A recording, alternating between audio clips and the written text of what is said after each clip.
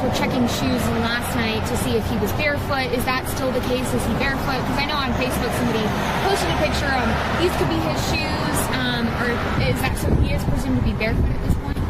What I can say is that his mom says all of his shoes are accounted for at the house. I'm not going to say that he's barefoot. All right.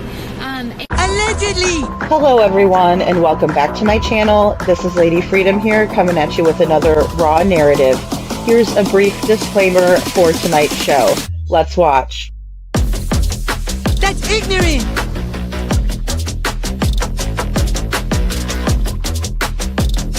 Allegedly, that's ignorant! Ignorant.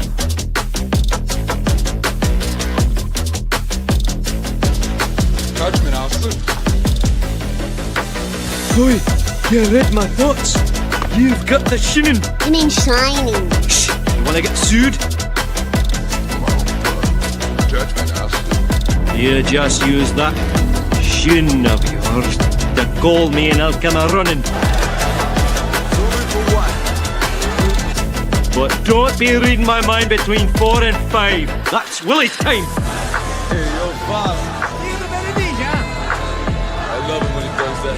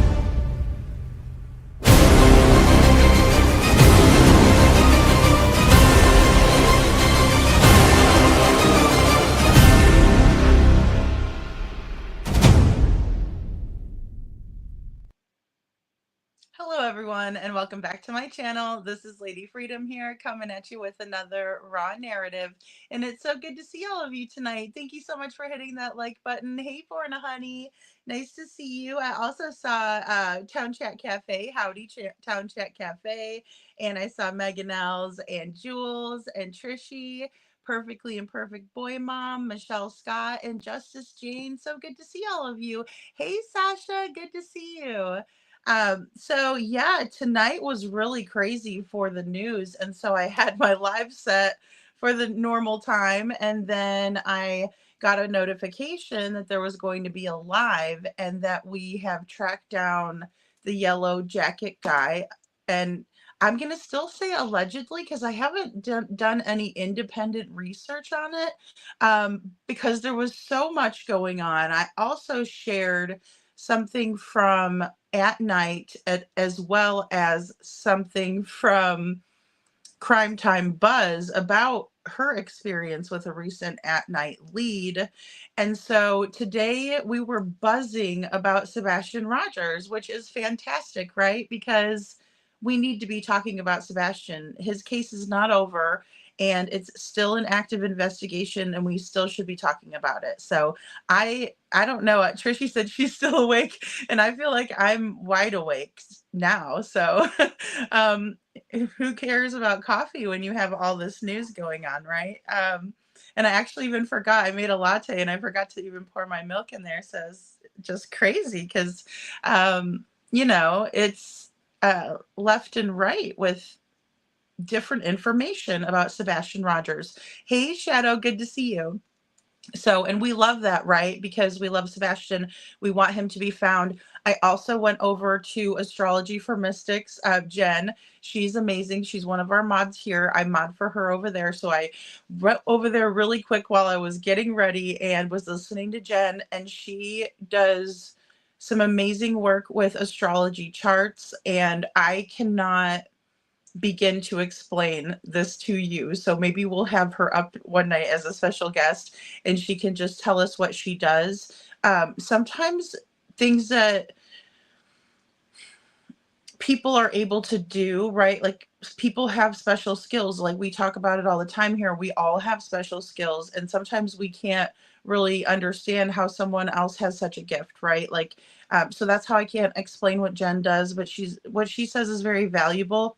What she said tonight on her live was really valuable about us not going back and forth with people about, this silly, shit, and the harassment, the doxing, the you guys all know, we're all pretty much in the same community, right? We know what's happening in our community, and a lot of us don't like it. I had a conversation with another friend and creator about this very thing. So a lot of us are very much against like all of this bull crap, right? I mean, we watch it, it's like a train wreck, right? It's like disgusting. We can't even like fathom it. We don't understand any of it, but we're still stuck watching it, right? It's crazy. But tonight, what I'd like to go over is some of these theories, debunking some theories, talking about what we believe to be true, and then also what we know about what happened on February 25th, 2024. So Sebastian Rogers is a 15-year-old boy who has had a very full day with his mother, right? So they go well, we'll just start in the beginning of the day, right? According to Katie, now it's Sebastian, his mother, and his stepfather that reside at in Hendersonville at the home, right? At their residence. So 3 people live there. The stepfather was out of town. He's kind of out of the picture, right? Except for he's on the phone with mom. And we're to believe that this is like regular, that they are used to kind of being apart and that they are on the phone talking because they're apart, right? So they're carrying on with some sort of a long distance relationship, but it's a 3.5 hour drive. So it's not like dad is in a different state across the country or something like that. He's not terribly far. He's 3.5 hours away, right? And I know some people have reached out to me and said, some of my good, people that I really trust and believe, and they've said, Lady Freedom, I know it's probably not very popular of an opinion, but I've lived apart from my significant other, and we did talk on the phone quite frequently because you're still in that relationship, right? You're still trying to navigate, especially if you have children together or what have you, right? Or if you're very close with that person, you do want to talk on the phone with them a lot and you want to be around them, right? So it's easy to carry on a long distance relationship that way. So I'm not saying that it's odd that he was involved, right? That he was on the phone, or that it was something that was planned out or anything like that necessarily. So just setting the stage. So Katie and her son Sebastian wake up on Sunday morning. They make breakfast, right?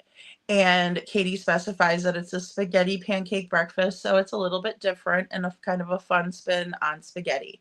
Or excuse me, on pancakes, not spaghetti. But either way, she makes this, right, for Sebastian, and they have it at some point, whether while they were cooking it or eating it. Sebastian called a family member on the phone to brag about the breakfast and show them, or what have you, tell them about the breakfast. And then they head out and they go to pick up their niece. And at some point, it is at someone else's house, like a friend of theirs' house. They're there as well. And then they also go over to BJ's, where they meet up with Chris's family, his sisters. And so from there, it's again just Sebastian and Katie, allegedly, according to Katie. So they go over and they bring their groceries that they bought at BJ's. It's a wholesale grocery store. And they drop everything off and then they chill at the house for a little bit, and then they decide that they're going to go bowling. Now, one thing I thought of tonight, just to keep in mind, is that bowling leagues happen every week. So it's the same time every week that everyone gets together and does the bowling league. So it's kind of odd if they're usually active in bowling, right? We've seen videos of Sebastian going bowling before, and it seems like they like to do that as an activity regularly. Then they probably would know that the leagues were running on a Sunday at this time. But either way, they decide to go bowling. Well, they can't go bowling. Instead, they do the arcade, which is also located in the bowling alley. So then they head out to dinner at the Texas Roadhouse. That's where I want to start examining from right tonight. I want to go over this point in time because this is arguably the last time that Sebastian is seen publicly. There is a trash can video, which we're going to get into, or a video where Sebastian himself is said to have been taking the trash out. Now, there's a lot of controversy surrounding that. There's also been a lot of controversy. I'm so sorry, Little Redo. I meant to fix that. So, and hey, Sammy G, good to see you.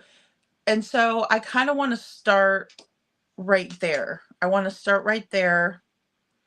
And show you a few things. Mr. and Mrs. E's Crime Cast is who we are going to be reviewing tonight, and who I planned on reviewing. But they're talking about these subjects. So they're talking about the yellow jacket guy at the Texas Roadhouse, and they're talking about the green hoodie person as well. And we're not going to get, hey, Robini, and we're not going to get too much into this tonight. Per se, right? When it comes to the live, what they actually did. But I want to go into the footage and what they captured, what they've said. They are local to the area, so I think that is very valuable, and they're awesome people too. Thanks, Little Red. Thank you.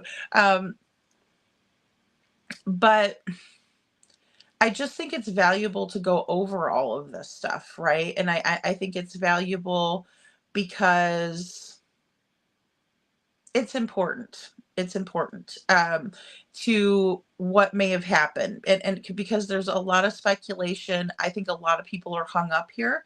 It's sort of a bottleneck that we're all experiencing. And, again, we were talking about it again the other night, let's not go after each other. Let's go after the person who was last with Sebastian, right? Because at the end of the day, it's not necessarily law enforcement, right? They are trying to find Sebastian, and it's not the creators. We're all trying to find Sebastian. So if we can come together and work as a team and start, debunking things together and be like, okay, this person's out, this person's in, this person, or this situation's out, this situation's in, something like that. Hey, Hindsight, good to see you. Those are the ways that we can really get together and conquer this situation. It's really, really important to do those things. And so, and I'm sure this is something that law enforcement has done themselves, right? But they're not going to share all of this information with us. I think they should share it to a certain degree. And the way I feel about that, hey, Holly S., good to see you. Welcome in, everyone. The way I feel about that is they need to come out and they need to make a statement. Now, we're going to go over a statement that they made about the green hoodie. Oh, I'm so sorry about my air, guys. It's incredibly humid here. So, they did come out with a statement, right? They came out with a statement saying that they had talked to Green Hoodie and there was no evidence that they had anything to do with, what was going on. And we'll go over it more in depth, but just the general gist of it in a nutshell. And, arguably, maybe they're still thinking of this person. I'm suspicious of everyone. But then Justin tonight came out and he said that he was able to find who it appears to be maybe the guy in the yellow jacket, right? Because of course you all know I've really wanted to find out who this person is. And the reason why is because I thought that this image on his phone resembled Sebastian at the Texas Roadhouse. And now, guys, I've said this before and I'll say it again. We're doing so much to deduct and figure out what's going to stick and what doesn't. So, gosh, I mean, we're going to get it wrong. We just will, especially in a case where we don't have solid, for sure answers and things of that nature. But this is the gentleman, and his name is Tommy, apparently. And Tommy is an older guy that lives in, or let's say more mature man that lives in the area, right? And he went to the Texas Roadhouse that night, allegedly. So this is another picture of Tommy, and it says Tommy was getting Tommy was getting food on the evening of February 25th, 2025, and being safe because of his battle with cancer. So we see him wearing the mask, right? And so we're all thinking, all right, no one else is wearing a mask. So unless he has an autoimmune disease, right? Like, because we talked about that here. We talked about the possibility of maybe him just not wanting to expose himself to any germs, because some people have like they're a germaphobe and they really are careful when they're out and about. They don't touch things, because we kind of saw him, touching the button for the window, but he didn't touch it with his fingers. He touched it with, his jacket, or what it appeared to be. He wasn't touching it directly either way. But, so people were raising eyebrows, right? And then we didn't see him get any food. So we were thinking, okay, so he didn't get any food. Well, what was he doing there? It's a strange guy in a restaurant that didn't get any food, and, they used the restroom and all this.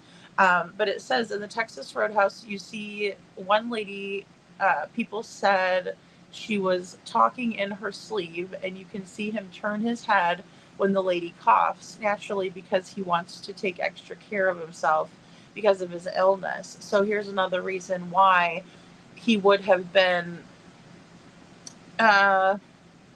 it's an explanation of why he would have kind of coughed away, right? So, and these are all from Clutched on Pearls, right? Justin, our friend over there, and I just want to let you guys know too. And now this is a post from this person, Tommy, and he's leaving a review of the Texas Roadhouse. And it says, I love Texas Roadhouse, or he's complaining, I should say. Maybe he's not reviewing, but he's complaining because of the service. So Tommy says, I love Texas Roadhouse, but the outside service has gone way down since it seems they lost that great young lady. She was excellent, and now every time I go, I have to go knock on the window because they never bring my food. Looking forward to Puckett's opening up, or Phuket. I don't know how to say it. I've never heard of that place before, but this is what Justin has found, and that would explain again why someone maybe didn't get any food. And then this is the last one that I pulled out from Justin's live tonight, and it was really good, guys. Go over there and watch it. And like I said, I left early because I knew that we were going to discuss over here, and then I wanted to kind of take in as much information as I could to discuss, because I know a lot of you all had a chance to watch. And feel free to let me know in the chat too. But this is, oops, sorry guys, I pressed the wrong button. This is another post that we see here. Hey, Momming It Up, good to see you. So it says, good morning, Hendersonville. As an owner and operator of a local restaurant here, I am extremely grateful and truly blessed to be able to support this amazing community. For those that took time to come by yesterday and dine with us, I thank you. And for those that had to wait longer than usual, I can't apologize enough for some technical issues with our app and online wait system. I assure you all, we are working to resolve this so as not to ever happen again, right? So this guy is like basically sounds like a manager. I've had to answer these back myself for when I was working in a hotel because I was a sales manager out there. So um, we would get reviews and you'd have to write back to the people and either apologize or offer them a free something night or whatever, depending on how severe their issue was. But this is exactly what it looks like. And so I was really taken back by all of this, right? So I am definitely in need of your help tonight because this is a lot of information. And this little brain right here is an overload. I put my thinking cap on and I turned it all the way up, but um, it might be, going overboard. Hey, Napa Noach Father, good to see you. So I was thinking this same thing. You're pretty small, little red. Yes, yeah. It's nuts. It is crazy, Yeah, hindsight. I am still, like I said, I have to say, allegedly, in my opinion, too. I love Justin. I think he is fantastic, and I will tell you, he is. He's one that is very diligent, right, about like checking sources and really finding out information. So I agree with what you're saying. If you disagree, and I could say that I might even come back and say that myself, but I haven't done enough research on this particular individual, and I understand that this is going to be controversial, but I think it's important for us to either say yes or no in our own notebooks, that we all have. And I think it's really important to kind of examine, what each other comes up with. And I have not been able to do like the facial recognition, like how you guys did with Mama Risa and BMW Coupe. I think those are really smart ways to compare, right, individuals and things like that. So I haven't had a chance to really even do that. So, but I know that this is what is really getting my goat, and I don't know if I can get over it. And see, this is my this is my problem right here, is that I believe that this looks so much like Sebastian. Don't come for me, guys, and don't think that I'm, I don't want you guys to think that I have a lot of information and I won't change my, or what is it? Stubborn. Yeah, that's the word I was looking for. Because I'm not trying to be stubborn, but I will say that this is what gets my goat. And this is the reason why I'm so adamant. Like, and I mean, I sent this over to Dog. I did. Well, I sent the video too that was slowed down that, it almost looks like it's either coming into focus or it's like a video on the phone. And then when I saw your video hindsight, I'm like, oh, that solidifies the theory then that it looks like, that he could have, that's how he could have gotten the phone because, at first I was speculating on whether, it was a picture or video. Okay. Either way, striking resemblance to Sebastian. And then I was thinking, okay, well, what kind of angle would he have had to been? Was it when they were walking out, like, because they walked out together? So there was a lot of reasons backing that up, right? And so like this, but this is my biggest hang up is that. And I want to go back and listen to the rest of Justin's live because I also, like I said, I was in between a lot of information.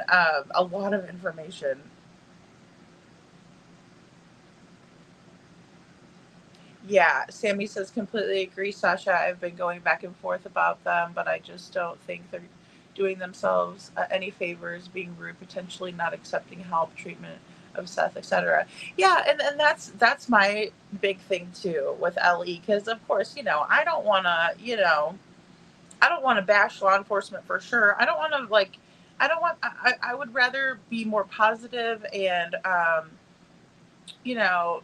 say, hey, attaboys at law enforcement rather than be like hateful, because obviously they're the ones that are, they're ultimately working Sebastian's case. So I want them to be in high spirits and have good morale. And I don't want them to be, upset with the public. Right. But I also think public pressure helps to get things done, right? I mean, we've seen it, it's historic. Even when we look at something like this, what we were looking at earlier, they have someone that said, look, I was at the Texas Roadhouse. This is all alleged. It's an example. I was at Texas Roadhouse. I didn't get good service. And then here's somebody right here, kind of damage control, right? Hey, come back, please don't. We don't want to lose your business type of a thing.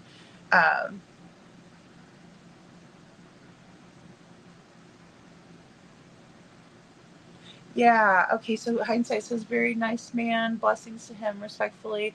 His height and head shape and nose and forehead do not match. Respectfully, when this was brought to us as well, we did not agree at the time as well. Okay. So this is kind of something that's been out there. Okay. Hindsight. Thank you. See, I'm so not familiar, with this. And so this is the thing too, because, um, and again, I should have said this in the beginning. I'm sorry, guys. Again, I never said it to begin with. My bad. So please don't stalk, harass, or call, or go over, or anything to these people, right? That we're talking about. If we're speculating on somebody, it's more or less that we're trying to find out what's happened to Sebastian, but we don't need to take it to the whole nother level. We're just speculating. So, but when Richard Bishop has been talked about at length, and we analyzed here. Oh, there goes the air off. Yay. Sorry guys, that was loud for a little bit. We analyzed this man. We're trying to figure out, what's up, what's going on. Why is he at the Roadhouse in the first place? Who is he? So we come up with Richard, who looks a lot like him. I mean, he does. He resembles him a lot. He's resembled quite a few people. The courthouse guy, I never thought was a good candidate for this person, but nevertheless, people were still speculating and all of that good stuff, which is great, right? But it doesn't mean that it's actually this person, right? That's the thing. So of course I'm skeptical, but I'm also reasonable, and I want to try to figure out what's going on, you know? Yeah, the fill in the blanks, Loretto, for sure. For sure, for sure. That's what we're all doing. We're all doing it. And we're all at such a breaking point of frustration. I could feel it. I could feel it out there, because people are just like, what in the world is going on, first of all? And then why is it so difficult to get people to continue to talk and things like that? And, I'll be the first one to say too, we're not getting new information, right? And then there's other things that are going on, and so that's why I also have been covering other things, because I don't want to um talk about the same things all the time and bore you guys in a sense, but I also want to make sure that we're taking the time to go over some things that are still bugging us, because I think there's a lot to go over, and I would stay away from more of the drama stuff, especially when it's a true crime channel. But I think it's really important now to kind of go backwards and see really what happened over that weekend. Even that might be of value too, because of course we know that Silver's on the Scene did his own research and went, and what he came back with and told us all was that Chris Proudfoot maybe even wasn't at work all weekend, right? Maybe he was in the area. That he got off of work early on Thursday and that he was in the area, right? We also have the poker party. I want to go over the poker party and, just kind of maybe dig up some information and go over it. And if you guys have information on the poker party, please send it my way, because I think it could be really valuable to look back and see kind of what was going on that weekend overall. Because we talked a little bit about Lori and her son being there, but the poker party, I haven't really got too far into. But we're going to kind of do a little bit of a progression into what I've been working on with the flashlights, right? Because that's where my attention is really focused. But there's some more things that Mr. and Mrs. E brought up when they were showing the Texas Roadhouse that I believe could be very valuable as well. So I just think that if we keep going over these things and we can take out some of the things that don't matter and try to find some truth, you know. Hey KJ Mac, good to see you. Sammy says, I don't think this looks like the guy, but I don't know about motives, etc. yet. Justin said Texas Roadhouse was nothing from the beginning and just don't share that opinion because KP was too upset. Yeah, she did. She ran up to the bowling alley.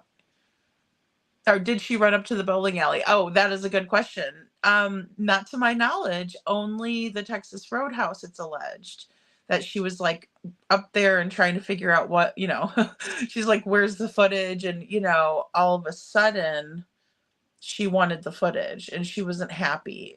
It's been alleged. So yeah, that's a great point, Sammy. See, that's the problem. Hindsight says there are many opinions because we just don't know. That's the problem. Yeah, and it leaves us really to speculate really heavily, right? And two, to kind of track down everything ourselves and show each other and be like, you know, look what I found here, and then look what I found here. And that's because we're trying so hard to figure this out. And that's the only thing that I can really be proud of and happy about, because it is so frustrating. Like Maman says here, so frustrating. I understand. And it is. And we talk about it all the time, how it's just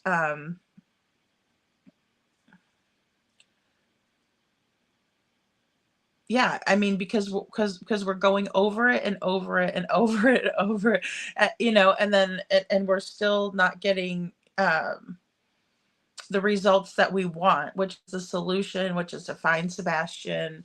Um,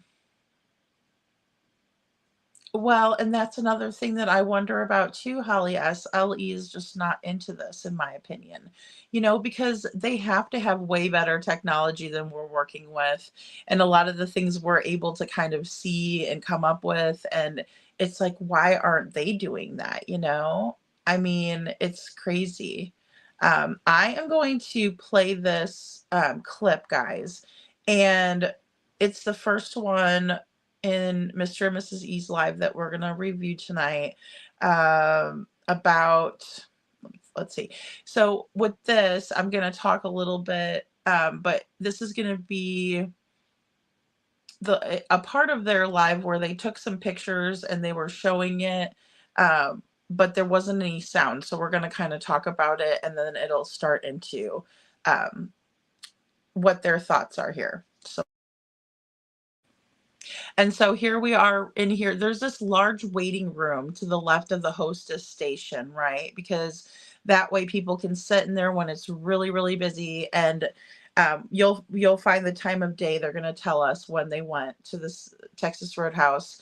But they were out, you know, out and about that day, and they decided to go into the Texas Roadhouse. But you can see here, very large waiting room. So of course, when I'm thinking about the Yellow Jacket or anybody that was meandering around, you know, why weren't they waiting in the waiting room to be sat, things like that. Here's the front door, and then here is the parking lot. So of course Katie would have been parked where the silver car is, and then we had that negative parking space still open. In some of the videos someone was parked there, and other ones there was nobody there. When Sebastian got in the car and when Sebastian got into the gray car and the green hoodie person came up, he was standing on the other side of the gray car in this picture. That's where he would have been situated. And we're going to see a lot of the layout of the land around the Texas Roadhouse. The view from our table. Yeah, view from our table in the bar area. So to the right of this picture, you would have had Katie and Sebastian. Straight ahead, this is where green hoodie and yellow coat all would have come in going toward the restroom. They would have to have walked right past our table here. Mm-hmm. To the left of that person in the blue shirt, that's kind of where the hostess stand is, and you can see the entrance behind that, underneath that. No, where the black shirt person is where the hostess stand is. This is the way that you can see how much bigger the restaurant is than the security video. It's huge, yeah. Yes. So let's go to the next picture. All right, I'm gonna play it. This is how loud it is. Okay, now we can hear you. Okay. And this is a frozen picture because she was trying not to get faces. I was trying not to get faces. So what happened, and I already explained this, so I'll explain it again since we're not muted anymore, is that my son who has autism, Big E, was I was trying to record all the way out, and he kept getting in front of my camera, and Mr. E, I believe, was in the restroom. And so I just gave up and didn't put it on here. So, because he kept getting in the footage and I didn't want to do that. So this is as you're walking out, right past the hostess stand to your left, there's a waiting room. Like a full room. A full room. So if Yellow Coat were waiting, that might be a spot he was waiting. If there was some kind of handoff, that would seem like a logical place. Right. Okay. And then this is the next part is right across from that. There's another small waiting area. Once you go through the first set of doors, there's a small waiting area. Looks like, I mean, it's small. I would say maybe 10 people could be in there comfortably and still have a walkway. But he could have been standing right there waiting. Yeah, could have been. Yeah. And then this is the main door. And yes, that's Big E's hand. That's all I could get of that video. And then this is, you take over. Yeah. So to where that gray car is located, that's where Katie would have been parked right there. Mm-hmm. So anyway, it kind of gives you an idea of, it's something I always kind of think about is Katie being in security and would be more aware of cameras and security locations than your typical person. Mm-hmm. So, because it's just what you would notice. So if there were some handoff, I would guess she would know or understand where those blind spots might be. Mm-hmm.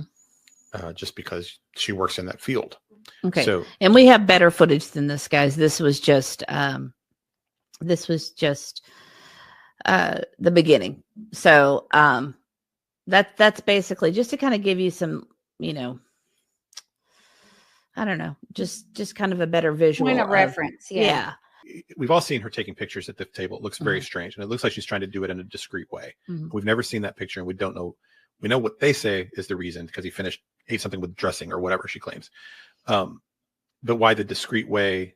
It seems odd, right? Mm-hmm. So, but if she were taking that picture for a reason, to leave on the phone, or maybe, I don't know, there could be a lot of reasons. Either way, she might need to switch or give a different phone to this person that might have information on it or whatever. Right.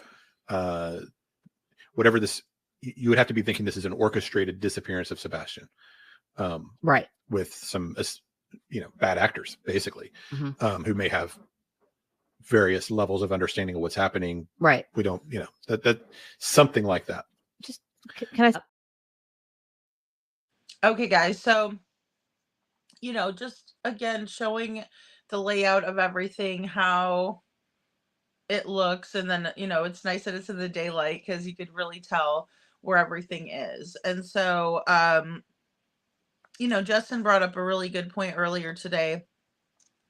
Chris said that the photo that was taken at the table of Sebastian was sent to him because Sebastian ate something with dressing for the first time, or usually doesn't eat dressing, but he did this time. I know that we were speculating on whether it might have been something where, Sebastian had eaten his whole plate and they were making sure he ate everything or something like that, because they do have some weird statements, in my opinion, about food, or they have in the past. And so, that'll always kind of perk my ears up a little bit. But Justin was, saying something that made a lot of sense, because they did, in my opinion, look like they were she did, in my opinion, look like she was taking the picture of Sebastian and he really wasn't aware of it. And usually if somebody does something good and you're celebrating them, or you're showing someone else what they did, especially if it's a kid, because you want to give them praise, positive reinforcement, you would be like, hey Sebastian, let's take a picture and send it to Mr. Chris, but or stepdad or whatever, Chris. He should just let him call him Chris, but either way, uh Mr. Chris, right? We're going to send it over. Smile, say cheese, whatever, say salad dressing, whatever. That didn't happen. She was very much, it appears that she was very much taking the picture without Sebastian's knowledge, steadying her hand on the table and being discreet. So, I mean, I have to agree with Justin that you would, in that moment, it would be a joyful occasion, right? If that was something that people actually really cared about in the long grand scheme of things. I don't see why it matters, but that was their excuse. Hey, seclusion works. So, that was their excuse. So, I'd like to know how it was decided that yellow coat was indeed Tommy. Yeah, I would too, Holly S. And that's why I don't know if I didn't get to catch the end. And I don't know. I didn't know that this was out there before. I was not aware of this. So I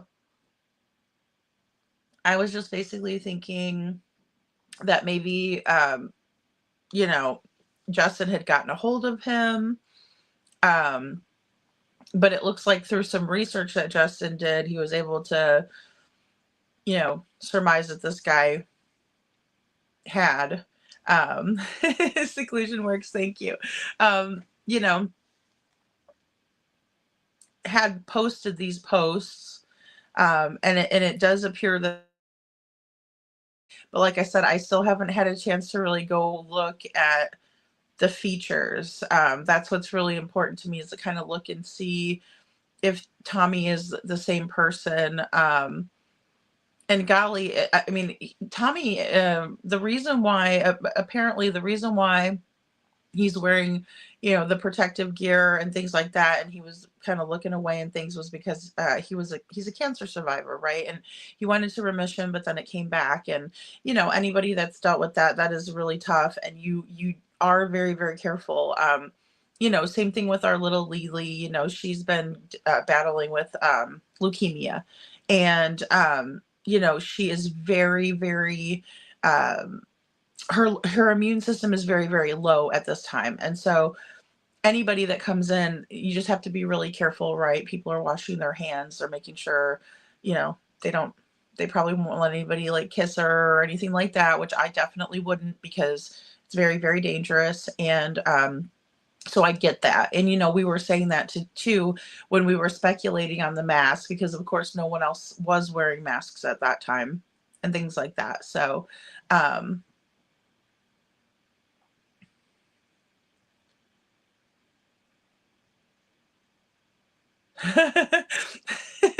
hey, astrology for mystics with Jen. She says, I wasn't aware either. Maybe I just didn't care about the Texas Roadhouse. I know, right? Well, see, and that's the thing. Like, I know people are sick and tired of, that's why I also was wanting to kind of have a more proper analysis of things, so we can, get down to the meat and potatoes, right? Get down to brass tacks. Where's Sebastian? Because that's what Jen was saying tonight on her live. She's saying, where is Sebastian? Jen, drop your link, girl. Because I mean, she had a lot of good stuff to say in her live, and I agree. And it's important. It's very important for us to look at the facts, Oh, okay. I see hindsight. Thank you. Thank you very much. So sent to you. Yeah. See, and hey Carla, good to see you.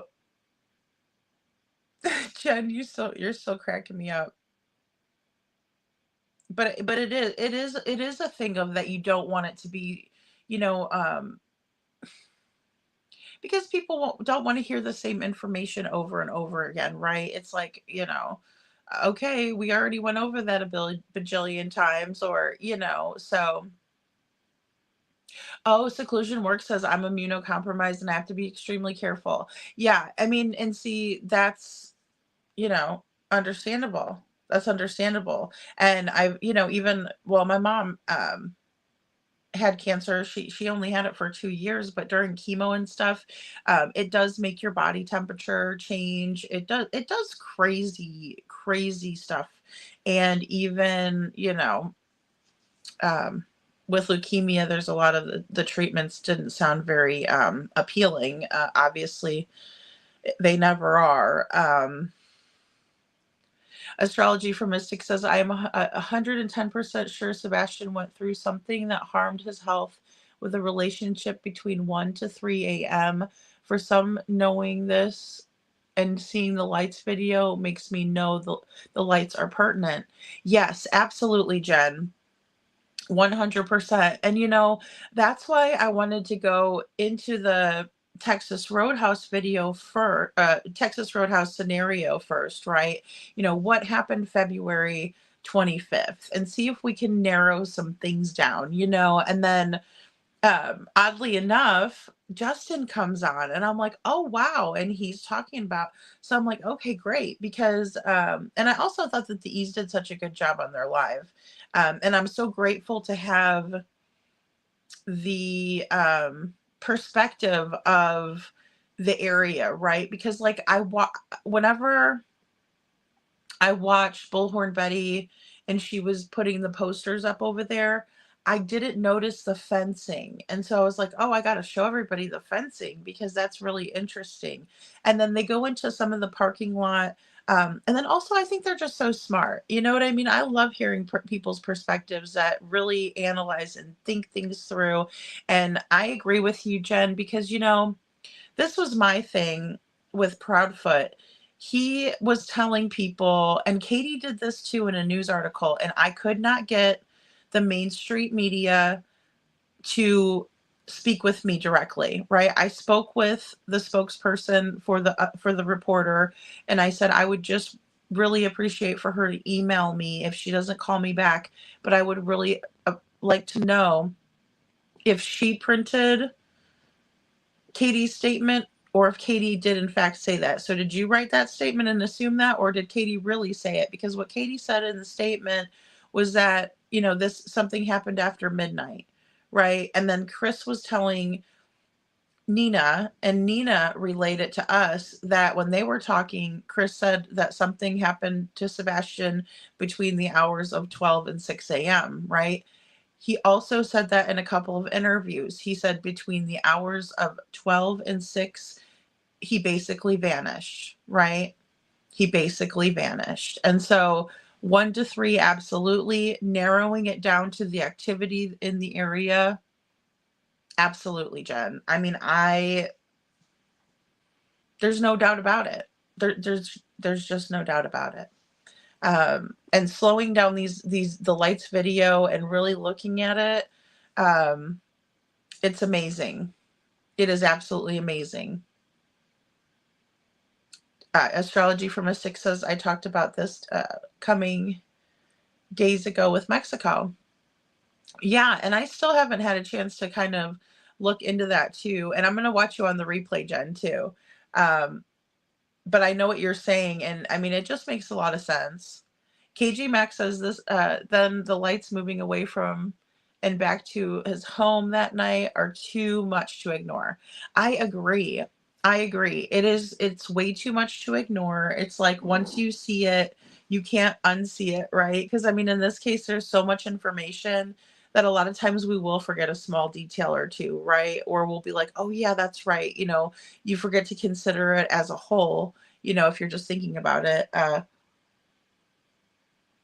But yeah, you can't, I mean, once we see that, it's like, forget about it. I'm never going to be able to ignore that fact that I know.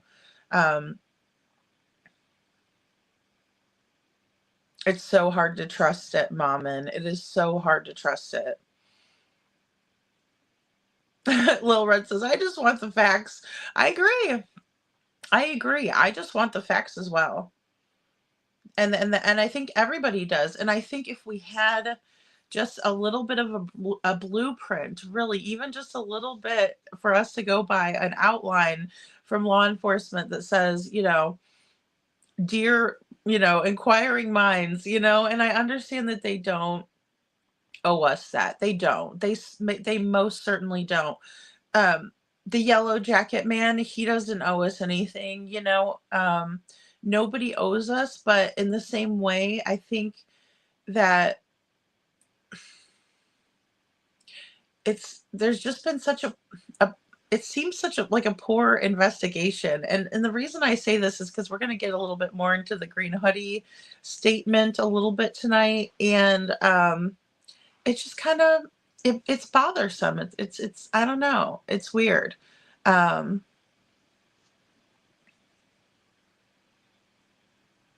Oh, okay, cool. Wow. All right. Seclusion Work says, Lady RE, the lights. I reached out to the Navy friend in Norfolk and she showed me a military flashlight.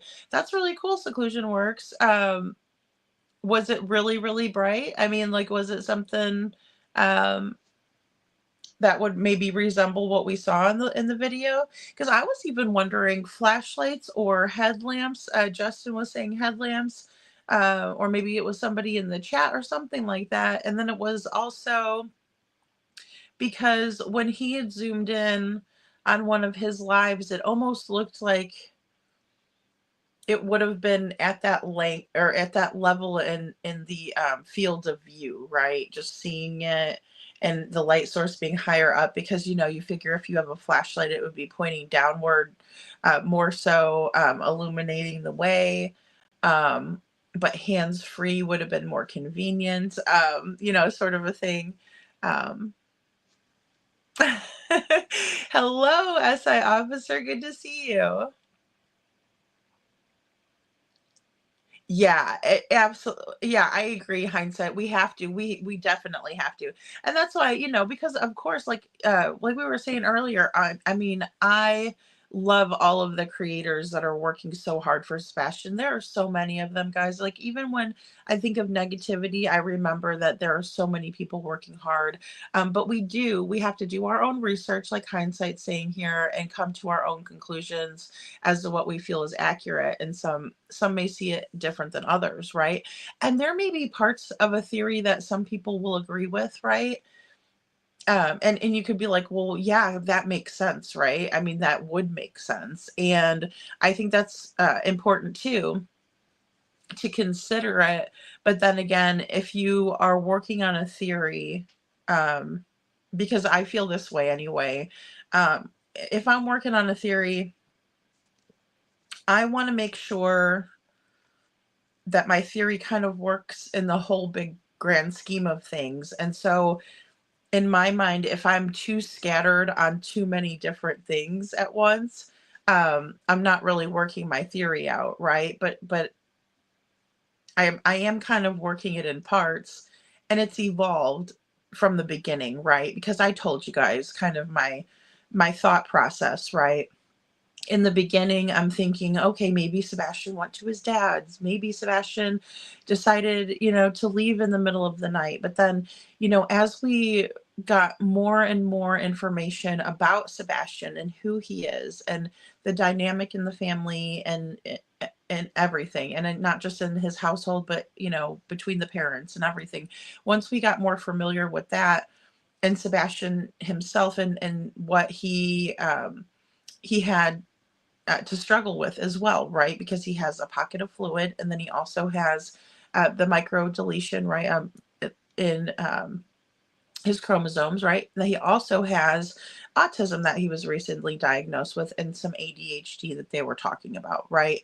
But at the end of the day, what little Retta was saying earlier really stuck with me too. And what she said is that we're expected to believe these regimented children would do something so out of the ordinary, right? And like just walk out of the house without any shoes on, and you know what I mean, in the middle of the night with no coat, with no phone, with not their, they really enjoy Minecraft and that's part of their routine, but they're leaving their Switch at home, right? There's just so many things, and Sebastian is very smart, right? We know this. He's probably even beyond. We were talking about exceptional.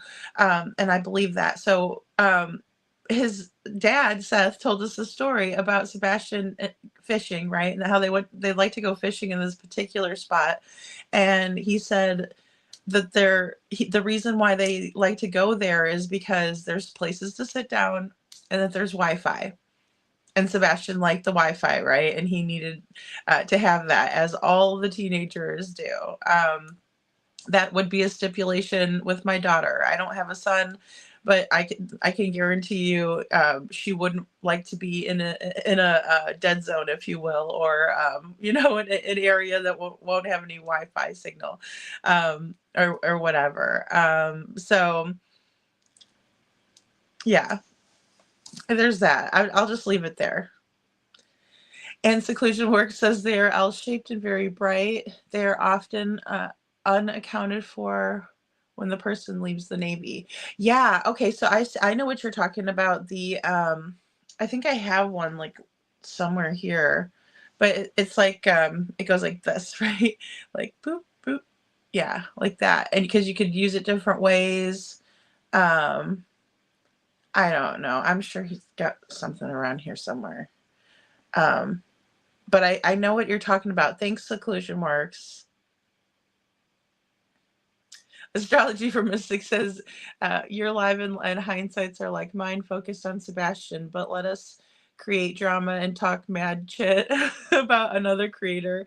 We will make bank girl, humanity, all its finest. Shaking my head. I know. And it's because, they're getting the views, and then heaven forbid, people will, it's like a tip, right? So they're sending in a super duper tip and super chat, and it's like, oh Lord, oh my goodness. I've watched people sending in, money to help with harassment, and I'm like going to myself, wait a minute, that just doesn't sit well, but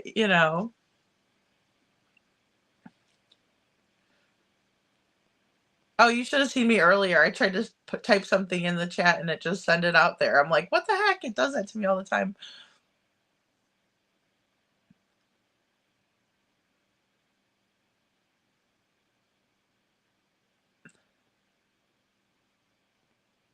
She turned it in for me in the, oh, she turned it on for you in the dark. Okay. Very bright with a focused beam.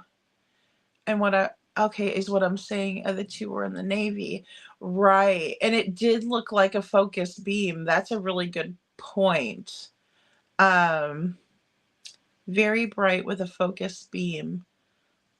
They're really lightweight too, aren't they? Seclusion Works. Am I thinking of the right thing? I'm trying to think of the one I have. I wanted to go grab it and show you guys if I knew exactly where it was, but it's obviously not mine. Hey, Kai, good to see you.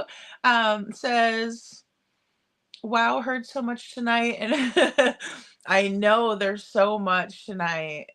Now I don't know what to believe between Justin and CTB. My head is spinning. I didn't even get to watch CTB tonight. I did not. I did, but I shared her. I was trying to help, with everyone that was helping to, because like I said, this is where I sit. I am just so grateful to see everybody talking about Sebastian. So I was excited about that. But I also feel the frustration, right? Because I'm like, crap, I'm like, oh, I need to go over and see what Justin is saying about this yellow jacket, right? Because I told you guys he has an apartment right up here. I don't know exactly where he lives, but he's up there. And I want to know who he is. And I want to know why he had Sebastian's picture, allegedly, from what I can see, or what I perceive. But I'll tell you, it's frustrating because I'm like, I just want to know, I just want to know. So then that way we can kind of process through everything and figure it out. But, I mean, like I said, I still haven't checked into it because there's so much stuff going on. I mean, there's tons of stuff.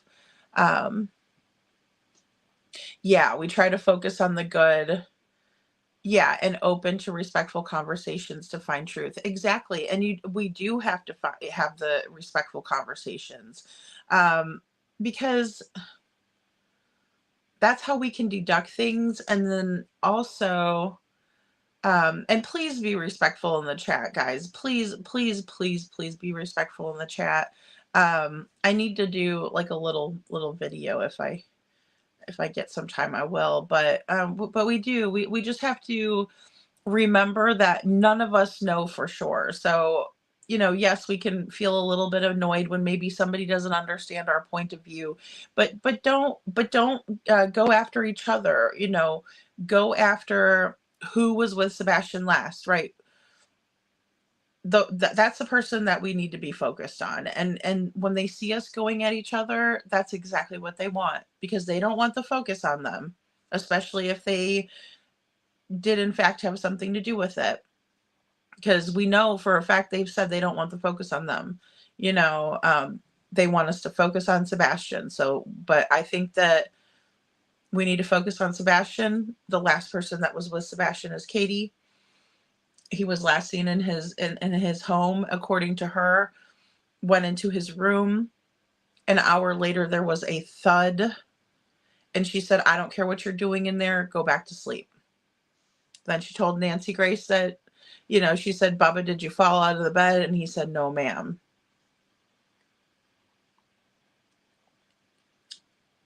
I think she told that to someone else too. Excuse me. Wrong pipe there. I think she told that to someone else too, if I'm not mistaken.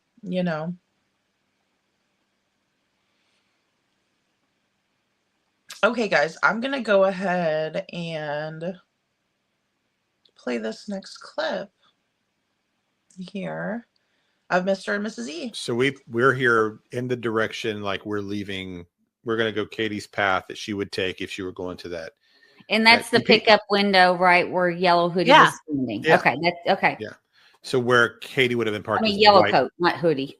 Yeah. The white van is parked where Katie was parked. Yes. So that's the pickup window and door. We ran a timer. And so you got to keep in mind, I'm probably a slower driver than Katie.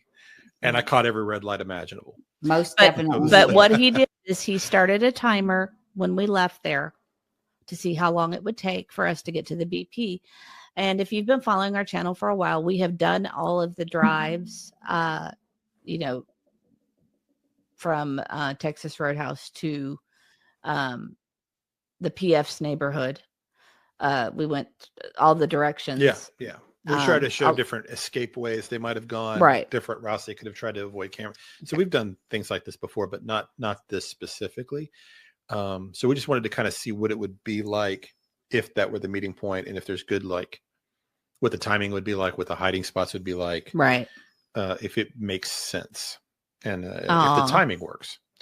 And Go ahead Mama, and hit play because real quick, it'll take 7 or so. Mama Marissa says this is appreciated so much. And Mama Marissa, hindsight, BMW, you were always more than welcome to use any of the stuff that you need. If it's helpful to you. If it's helpful at all. Absolutely. Anything you want to use that way. Yeah. Let's hit play and we'll talk during the drive. Okay. Because it's yeah. Okay. Right. And if there's anything to point out, of course, And Bentley, I believe they have done routes from their house to Worsham's. And back there, there's a Jonathan's restaurant, and behind that is a Fairfield Inn. And then to the left is a Sam's Club. Real quick. Just let it play from here. I'm gonna let it play. Sorry. Because we got a little drive to take. Yeah, we do. And we were at this red light a long time. And it didn't occur to me to point it straight. I pointed it right at the other car. Well, over in this area, that's where the whole Bullhorn Betty thing happened. Yeah. This would be actually where the Terry Bowersox thing happened. Right here, yeah. But it didn't occur to me to point it towards the red light. I just pointed it towards this car next to me, and I apologize. It does kind of give you an idea of one of the things that you can't, it's almost hard to grasp unless you're there, is how out of the way Texas Roadhouse is. Like it's not a through. You wouldn't go through there for anything. It's a destination because it's in the corner of the lot. Now we can see forward. Yeah, so now we're heading toward kind of toward Vietnam Veterans Boulevard, kind of like the main bypass through there. But we're guessing and assuming that she would take the faster backroads way to avoid red lights. Hi, Kelly. In news interviews, wasn't it put out from Ellie to them that all time was accounted for on the trip home? Well, that's what she says. But that's the thing. We've always, but I don't almost know. everything we believe we know about the case comes from Chris and Katie. Yes, which can't be. They've been caught in a variety of lies. So anyway, so they if he did not take out the trash, it could. What the point they make is it could have been Katie. She's wearing a dark colored hoodie, and she has on dark clothes at Texas Roadhouse, and it was not cold. There's and Sebastian didn't look like he was shivering or anything like that. Did you tell him which way we chose to go? We took what we think a local would do. That they would take this road to avoid all the red lights. And if it's Katie in the dark hoodie taking out the trash, then it's theoretically possible he never made it home. Because we don't have, and it's really of his time at home. It's the only thing they really talk about a lot. Is him taking out the trash. Right. Everything else is just kind of glazed over. Yeah, but they hammer that point home over and over. Like they the really story, want you to believe it. The story has a lot of gaps. And thank you very much. Wow, you're awesome. Country Guy said, "Does this mirror the storyline time of day?" No, it does not. No. So this is what time of day did we do this? Oh gosh, no. We did this in the morning. Yeah. What, not in the morning? You wouldn't have eaten at Texas Roadhouse in the morning. Well, we went in the morning, went to Sam's shopping, and then went back later that night. And we drove this before, actually, straight to their house just to test that timing. And we did the bypass like a year ago. We did this. And when we went through here, I remember we were like, there's not really a place to pull off here to meet somebody where you're not like getting caught on somebody's house cam, making somebody's dogs bark. There's no there's not a great place for that down here without entering a neighborhood. And it looks like you're flying this time. Look at it.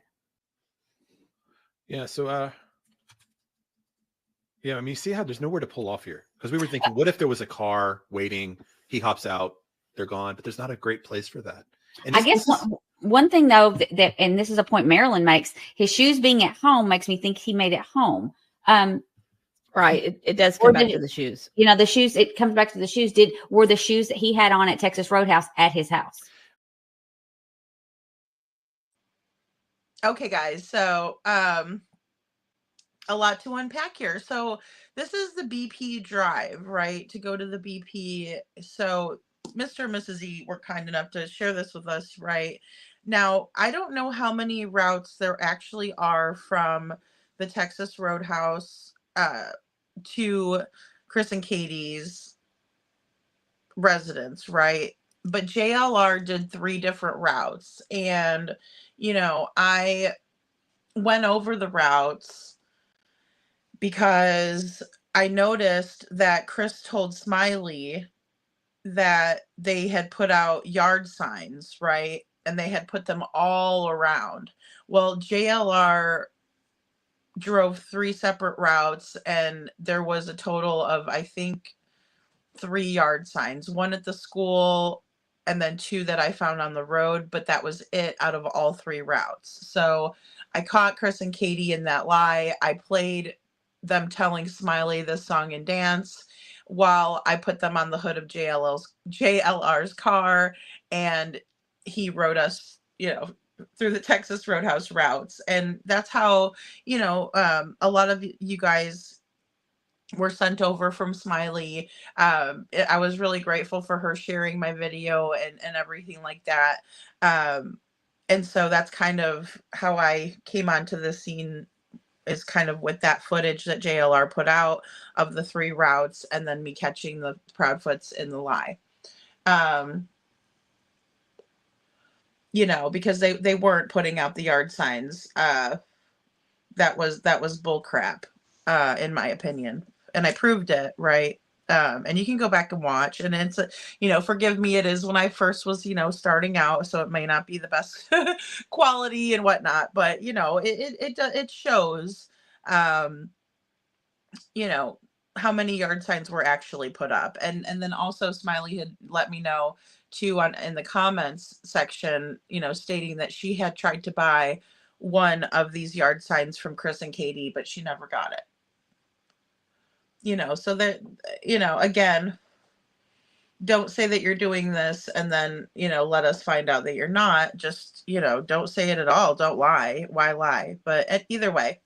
So that's that. But we see, that there are other, businesses around the area. Mr. E points out that there's a Fairfield Inn, there's a Jonathan's restaurant, and there's a Sam's Club to the left of that, and Bullhorn Betty even said, hey, I'm going to go over to Jonathan's and grab a steak. That looks pretty good and that sort of thing, because we do come up on the area where there was the encounter with Terry Bowersox. And for those of you that did not see this encounter, Terry Bowersox was absolutely following Bullhorn Betty when she was spreading awareness and flyers around the Texas Roadhouse that day. Spirit Seeker Squad did a fantastic job of showing Terry Bowersox circling the area and all of that jazz. So, and then there was a confrontation with Terry Bowersox, who in my opinion is a stalker. He's part of the Foot Clan, not to be trusted, and quite possibly money, influence, and power in the area could be the reason why we still have not found Sebastian Rogers. So, and that just goes to show that that's what they're doing. If you go to put flyers out to spread awareness about Sebastian, his step grandfather will come after you. Go figure. But either way, the E's are, looking at the trash video, right? And they're curious about it because it was an added detail, and there was a definite lapse in time, or a temporal lagune, right, that we learned from our deception detective. And it happens within their story, and it was in their, it happened throughout their story up until they talked to Chronicles of Olivia, and they disclosed to Chronicles of Olivia that Sebastian took the trash can to the end of the driveway.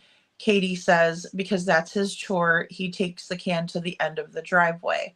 And then they rolled with that narrative from that time forward, showing Seth a grainy video of the Texas Road, or excuse me, showing Seth a grainy video of Sebastian taking the trash out after they returned from the Texas Roadhouse. And that's where a lot of us are stuck, because when Seth saw the video, he said it was too grainy and dark and that he couldn't tell who it was. Now, I don't know if the person who took the trash out was wearing their a hoodie with it up or with it down. It would be very difficult for me to believe that it was Katie taking the trash out, because she does have long hair. When she puts it in a ponytail, it's very long. It goes down, kind of her back, right? Without me completely moving around. But either way, it goes down her back. So I'd like to know, I'd like to see the trash can video myself, or, Sebastian taking the can to the end of the driveway myself, so I can make a better, I guess assumption, because that's what it would really be, but it would just be helpful. It would be. So let's see here. Another thing that they're hung up on, and one of the chatters had brought it up too, that the shoes being at home. But I want to remind you guys that in my intro every day, and I know a lot of you guys don't want to sit through that because it's like, you see it every day, but Sheriff Craddock himself said that he's not going to say that Sebastian was barefoot, that his mom said all of his shoes were accounted for at the house, but he's not going to say he's barefoot. And he went like this to the lady. No, ma'am. No. So with Craddock's statement, right? So going with what law enforcement has said and looking at Sebastian's shoes, I am willing to bet that Sebastian may have had all of his shoes accounted for at the house, but he may have been wearing a new pair of shoes, because this is from Sebastian's birthday. On the left side of the screen, as a comparison, the right side of the screen is Sebastian at the Texas Roadhouse. It appears to me that he is wearing new shoes in the Texas Roadhouse video versus another older pair of shoes that are very similar in his birthday video. They look a little bit more worn and dull, in my opinion. Those ones are pretty bright and white.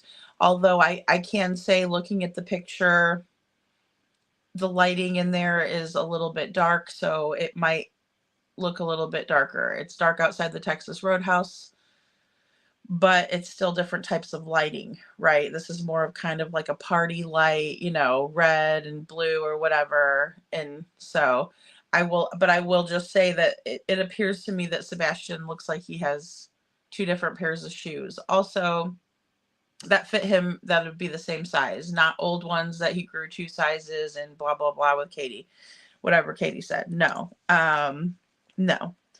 And one of the chatters also, I just wanted to put it into perspective for you guys, asked Mr. and Mrs. E if it matched the time. And obviously it didn't, because they went during the day where it was daylight still. And then this all transpired. It was dark. It was light when they got there. It was dark when they were leaving. So, hey, Poppy Love, good to see you. Something's being put out or not taken seriously now. Very true. Very true. SI officer says, let's say leads of severe urgency ignored, more than 13 plus months ignored, never responded to, and only by insults of an email get a response of received thank you. Watch Crime Time Buzz video tonight. I will, SI officer. I surely will. And I wanted to share it with you guys too. So hi, Town Chat Cafe. Yeah, and I wanted to share it with you all too, because, you know, like I said, anybody that's, hey, Cinderella, anybody that is searching for Sebastian, trying to find answers, I am not going to knock anybody that does that. Absolutely not. I don't give a crap if I absolutely disagree, like unequivocally think that this person's idea is completely false or like absolutely bonkers, like, right, I can't even understand why they would think this. I am still not going to knock that person. You guys won't catch me doing it. You know, I'm not going to sit here and get stoned to the bone and be like, oh, look at this person, they're an idiot, because no, that's not me. No, I'm interested in finding Sebastian. I'm interested in the truth, and I'm interested in figuring out what happened to this young man, because it's not good, whatever it is. And that I can say as a fact, it's not good. Narrow road, Cinderella. That's a good point. Thank you. Sasha says, I already mapped my way to the most probable locations. Law enforcement won't search them, and the family won't let anyone else. Yeah. Well, and that's, I think I know what you're talking about. And I know that there was a lot of speculation on second generation. You know, the truth is going to come to light, guys. The truth will always come to light. And I believe that. I believe that there are evil forces that will try and detour us away from the truth, but the truth will always come to light, right? The truth will always come to light. SI officer says, what if the shoes KP wore that night were there and his went with him to wherever in an exchange? That's what I'm wondering, SI officer. I'm wondering if they kept that other pair of shoes still, you know, there, and then Sebastian went in the new ones, or they left the new ones there and he took the old ones. You know, I'm not sure, because obviously there's a reason why Katie wants us to believe that Sebastian grew two shoe sizes, right? In a month, I believe she said. She said that he came home from Seth's house all of a sudden and said, Mom, my toes are in the front. And she said, okay, get in the car. Let's go get you some new shoes. Seth also had just bought him some new boots, right? So those shoes, the shoes that Katie said were at her house was accounted for. The shoes are a big deal. I really do. That could have been their slip up, guys. That could have been their oh shit moment. We messed up. That could be where they messed up.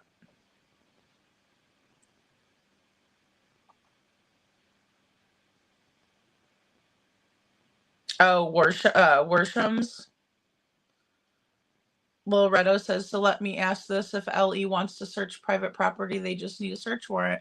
Yeah. Oh, absolutely.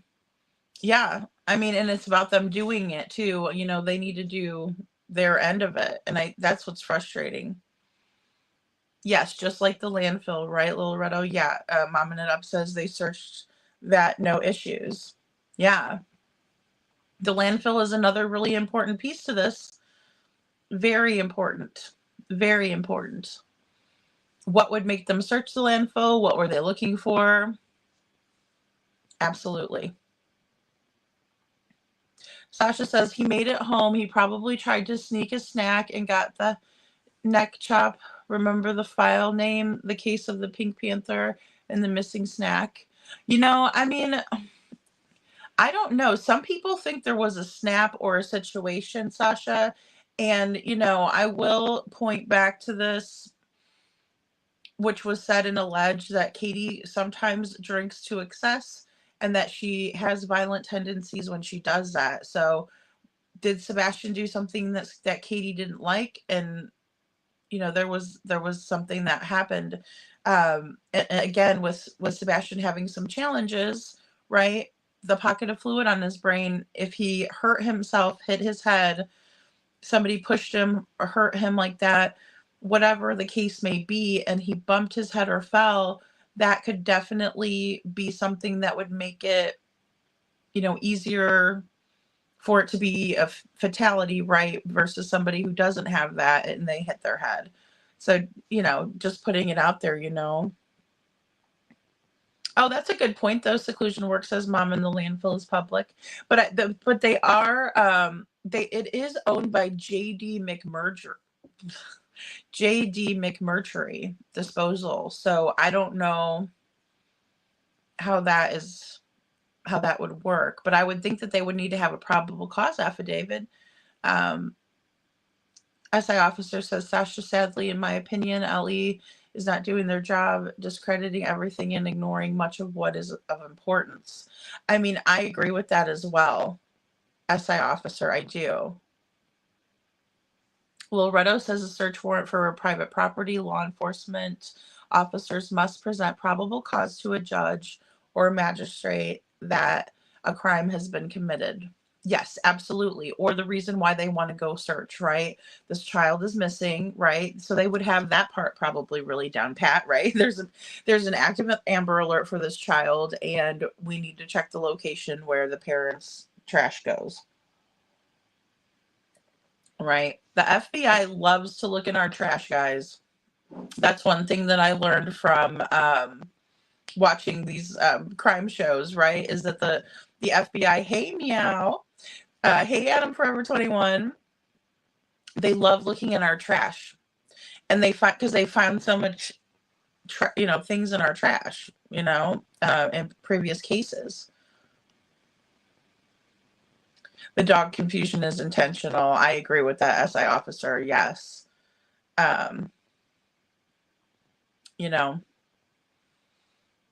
SI officer says, I believe it's an accumulation of issues that they took matters into their own hands to fix their issue, in my opinion, sadly and allegedly premeditated for sure.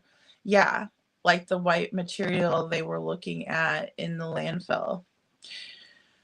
Yeah. And, I agree with that. I agree because there was too much going on. Like had something, okay, so this is my thing, SI officer. And I'm really glad you brought it up. Thank you. My thing is if everything was hunky dory, right? Say there was a family dynamic that existed like they wanted us to believe.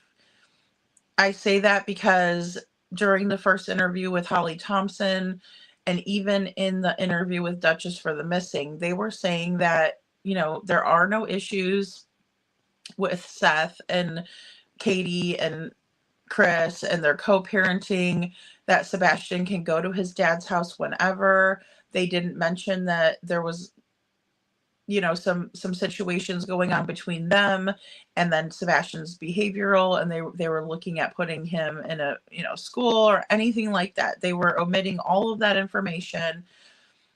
And I can't say that I would obviously come out and tell the world my entire life story, even if my child was missing. But these are the dynamics that are important because, as I said, if it was all hunky dory and Katie and Chris were a happy couple, and even though he worked out of town, you know, they still had a great relationship, and that gave Katie and Sebastian quality time together, and it was working for everyone, right? And he saw his dad on the weekends and everything was all good, but he could still go over there whenever he wanted, and everything was good. Then it would be a little bit different, right? Because we would think, okay, well then, you know, what happened? What happened there? You know, that would be more believable for me to say, okay, well, maybe Sebastian met a friend and decided that he was going to leave because he was feeling his independence, or, you know, there may be other scenarios that would come into play, but that's not the case here. We had a situation where there were ultimatums being thrown around, and they weren't small ultimatums. It was alleged that Chris Proudfoot looked at Katie Proudfoot and said, it's either me or your son. We've also heard Chris Proudfoot tell Katie, quote, come and get your R word, insert derogatory term for someone who has different abilities. Okay, so just with those two little statements right there, those are huge red flags. Huge. Because that means that Chris Proudfoot was not happy in his relationship with Katie because of Sebastian, because he thought that Sebastian was reduced to being somebody who was the R word. And then we hear that it's alleged that his stepfather, Terry Bowersox, also liked to go into the break room at work and say that about his grandson, step grandson, whatever. He's a kid. And how dare you? And you should be ashamed of yourself, and you're a jerk, and you should go look in the mirror because you need some help in a lot of areas, Buster. Poppy Love says, I don't understand why LE hasn't caught all or whoever has been threatening so many people, even professional organizations. I don't understand why they allow for it, Poppy Love. I mean, it makes no sense to me whatsoever. Why? That's that's your area. That's your town. You want your people to feel safe, right? You know, and that goes for everybody. And what's the big deal if somebody is putting flyers out about a child who is missing? You know, and people were taking them down. That's no secret. Hindsight says, Sammy, that is the problem. And all we have to go on is what she has said was accurately accounted for. We don't know what really had, what he had available to him. That's the problem, hindsight, absolutely. And it's been from the beginning, right? Oh, Sebastian, he didn't have internet access. He didn't have access to the internet. He wasn't allowed to go online. And no, he's not going anywhere online. We're too strict. When I lock it down, Chris Proudfoot says, I lock it down. Really, Chris? When you lock it down, huh? Because I see Sebastian sitting there with a laptop computer next to him and a phone. But you lock it down, huh? And then Katie also leaked out that she saw Sebastian Googling, does Taylor Swift like blonde boys? Which is adorable. He's trying to find out if he might be Taylor Swift's type. So, I mean, he's a teenager, and we were expected to believe, a teenager in 2025, right? Yeah. It's like Chris Proudfoot wanted us to step in the time machine with Bill and Ted and go on an excellent adventure in his own little pea brain that he comes up with these bullshit theories that we're all supposed to believe, or we're dumb, we're the idiots, we're wrong, you know, we don't know what we're talking about. Cinderella says CP didn't think she would choose him, not her son. Well, and that's the thing. I mean, you know, Cinderella, who would ask someone they loved to choose that, right? Like, why why would you think that she would choose you? And then also, why would you put her in that position to have to choose? Because that's somebody's kid. If you don't like their kid, you need to leave. Like, why are you making her choose? You know, he wouldn't have liked my answer, because I probably would have threw his shit out that day and told him to kick rocks. And Poppy Love says, yes, the judge felt he needed to have another judge take over. Was he threatened? That's a good point. That's a good point, Poppy Love. And I do think that he was threatened, and that's been alleged. I do think that's true. If you're talking about Ron Blanton, he recused himself because of threats, allegedly. And then they had that pretty judge with the dreadlocks in there.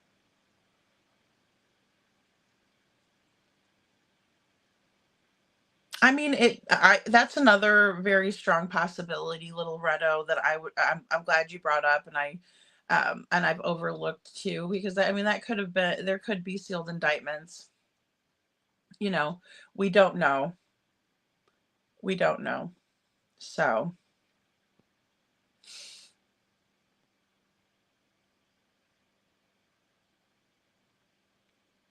well, Poppy Love, I know that Seth was turning the threats in when they were happening.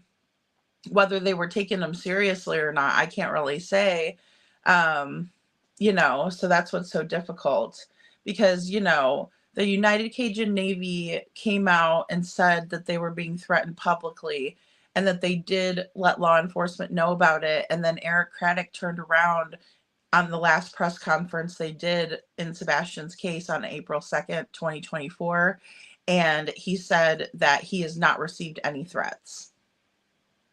So it's really frustrating there too, because who's lying? Is the Navy, is the United Cajun Navy lying, or are you lying, Eric Craddock? Who is lying? Because it can't be both in the situation. Sometimes we have that gray area and two things are true at the same time.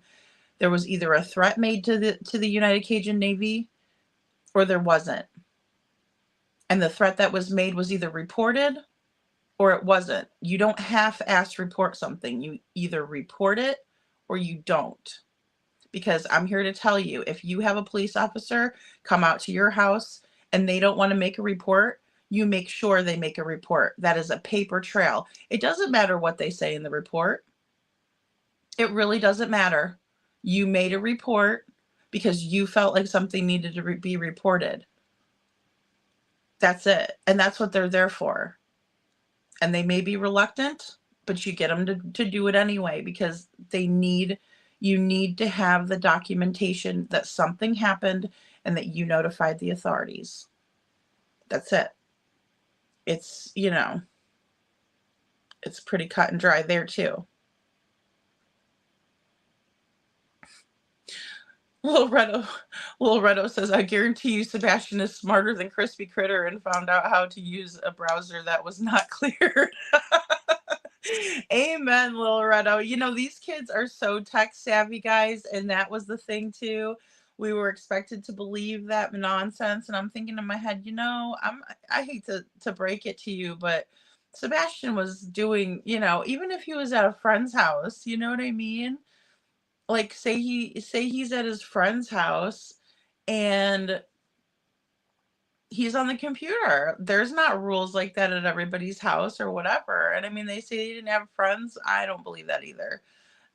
There's a lot of things that I don't believe about what they're trying to portray Sebastian to be. So, I mean, you know, did he have all the friends in the world? Maybe not. You know, sometimes less is more with friendships. I've learned myself.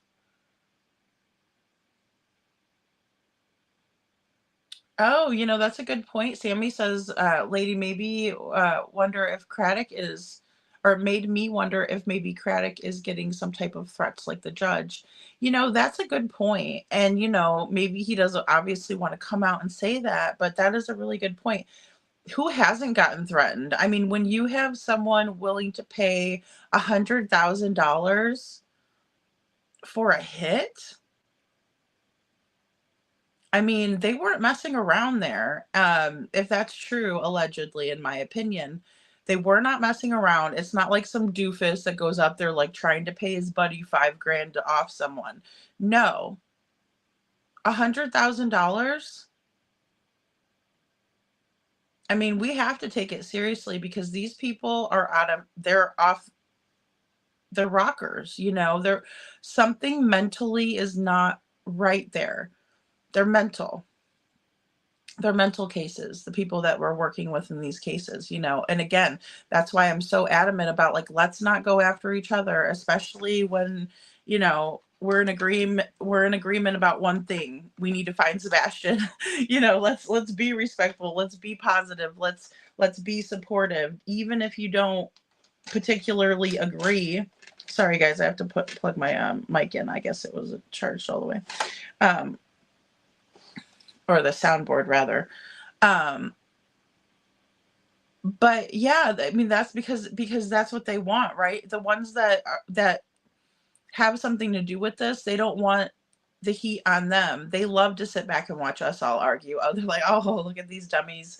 You know what I mean? And that's what they think of us already, because they're expecting us to believe things that aren't true. They want us to believe their lies, and they think that they don't even have to try very hard and that we're going to believe it, because if we don't, they'll throw a fit and then, oh, don't go after the parents and all this crap. No, Katie was the last person with her son, period. I can't prove that Chris Proudfoot was with Sebastian and Katie that night. I can't. If I could prove that to you all, I would. And I would be proud about it. And I'd be like, I proved it. Go watch my video if you don't believe me. And I would stand firm. But we know for a fact that Katie and Sebastian were absolutely in the home on February 25th, 2024. We absolutely know that. Now, arguably, and we're going to get into this too, Sebastian may have been handed off. So at that point, if we're to believe that, then Katie was the only one. And at that point, if we're to believe that, again, Katie holds the answers. So it's back to Katie again, right? So we went through all the scenarios, every little rabbit hole, every fork in the road, but then somehow we came back to Katie again, because Katie would be the one that would know, because what we absolutely have seen with our own two eyes is Sebastian get into the car at the Texas Roadhouse, enter Katie's vehicle, and drive out of the parking lot. That's what we know for sure. And that still puts Katie as the number one suspect. The one that would know, right? But even if we were to say, okay, Katie, we believe you. You and Sebastian went home. You and Sebastian came through the driveway, parked in the garage, lowered the door. Sebastian went in with you through the door that enters the home through the garage, and then he 15 minutes later took out the trash, and then he came back in and he was playing, and then you were doing multiple activities on the couch, but you never say really what or anything. There was no shower, no nothing, no bedtime routine or taking medications, bedtime wind down or anything. You just said you let him stay up extra late on a school night. And then he came in and said, good night, mama, good night, puppies, went in his room. An hour later, there was a noise, and then it turned into a thud. So, I mean, Katie holds the key. So I'm going to play this next clip really quick, guys, because we have a few to get through. And I'm sorry I was late tonight, but there's so much information. Again, grateful to be talking about Sebastian and there being so much buzz, even though there's a lot of questions and frustration. Okay, here we go. Let me make sure I'm on the right one. I think the theory is that if he didn't make it home, then that flashlight video is about bringing his clothes back. Right. Like forgetting that detail. Oh, we had to get him in new clothes. We got to get his shoes and everything back to the house. So we're here in the direction like I think the theory is that if he didn't make it home, then that flashlight video is about bringing his clothes back. Right. Like forgetting that detail. Oh, we had to get him in new clothes. We got to get his shoes and everything back to the house. Right. Yeah. Bentley says also the shoes he has on the video footage look brand new. They do. So you can see over here behind these little trees to the left. That's the BP gas station. You could go straight and enter, or you could have gone left and then made a right in to enter. We chose to go this way because I think if you're doing something incognito, you're probably driving to the back of the gas station like this. And then there's a little car wash thing over to the right also. And there are cameras everywhere. I don't want to block anything by putting up a thing right now, but where is Roxy? Roxy, I don't believe the audio either. Okay, so there's the time. It took us 7 minutes and 37 seconds. Yeah, and I think roughly. It could have been like a 30 seconds to a minute maybe difference because of the red light. Yeah, right. If she didn't catch that first red light, I think she could be there in 6:30. Right. Easily. And we caught every red light. Right. And this was a busier time than a Sunday evening would be, probably. Yeah. I think so. Roxy R says, I don't believe the audio either. Sorry, I have to pull this down in order. Well, I'll do it in a second. Recorded. I think it was recorded before that night of Katie and Sebastian, in my opinion. I have speculated that myself. Did you see Kim? Did you see Kim V? She asked you a question. Have y'all ever tried going on through Goshen Town and over to Center Point to get to their home? That's the best way to avoid most cameras. We did. We went to Center Point, leaving their home, right? Because we did a theory once where what if they went down to Rockland Park, because there were some searches that went down there, right? And there's access to the water, and so we were kind of playing with the idea of, because I think a dog hit her on something down there once, right? Down in that Rockland Park area. Anyway, it's been so long. We were testing to see how many, and there weren't a lot of traffic cams, but you would eventually hit a couple. Mm-hmm. And there was one we weren't even aware that was there until after we did the video. You know what's funny is that a lot of people probably joined us after we already did all those videos. Yeah, so maybe we should have a revisiting all of our footage, because Kim V says, I think the 3 a.m. car left out of the neighborhood and went to Happy Hollow Road. Well, we did a whole Happy Hollow Road video. Did. Yeah, and we could do that again and show. And we did the Warshams, the path to get to Warshams through the high school. We went through the high school. Yeah, we did up to the construction area. So we did a lot of stuff like that in the early days, kind of testing out different paths. Because we thought if you left the house, Happy Hollow made the most sense to stay out of the view of cameras, because those houses are so far off the road that you wouldn't get picked up by any door cams or anything really. And Auntie and Granny and I went out there looking one time too. Yeah, so we were at some. Old roads. We could pull those up sometime if we want. Yeah, we'll do that another day. But yeah, if you guys want to, put one in chat if you'd like us to many... kind of revisit those old videos. Yeah. So anyway, this looked like about a 7-ish minute drive here, and it is on the way home. I mean, she could have pulled in here for a minute, 2, 3, 4 minutes, really, and still been home before 7 o'clock. So that part of the theory works. Okay, and there's our tag. Let's see. We just drove around the parking lot to see where people could sit and stuff. Yeah, like, it's a pretty big gas station, but they did have a ton of cameras. I don't think you could be in this gas station and not get picked up. Right. So anything going on Oh, I'm here, sure they had cameras for all areas of the gas station. Yeah, they had tons of them. Yeah, they were all around. I don't think there's I don't think you can see them as you're driving by. See them. That doesn't mean it didn't happen. We could go back over there if you guys want us to look. We can go take video of those. It wouldn't be a big deal. Right. We drove around to the back because I was just thinking if I were going to do something discreet, I would have parked back here, and you might have at least not have prying eyes. Yeah, but I disagreed. I said, I don't think anybody's going to be sitting back there. It's too weird. It's too hard to get through. You'd look suspicious. Yeah.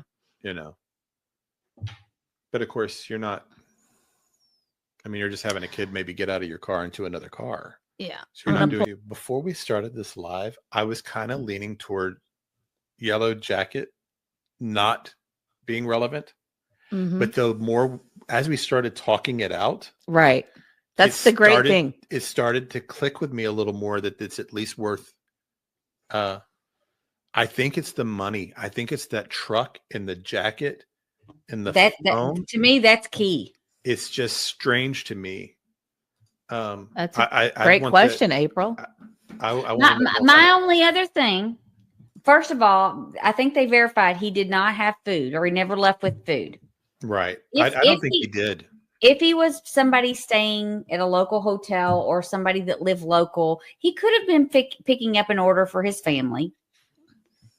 But that would be the only other reason if he wasn't an Uber driver or an Instacart or DoorDash driver. If he wasn't one of those things and he wasn't getting it, he could have been getting food for his family or for himself for dinner. But he did. He really did talk to the people a lot.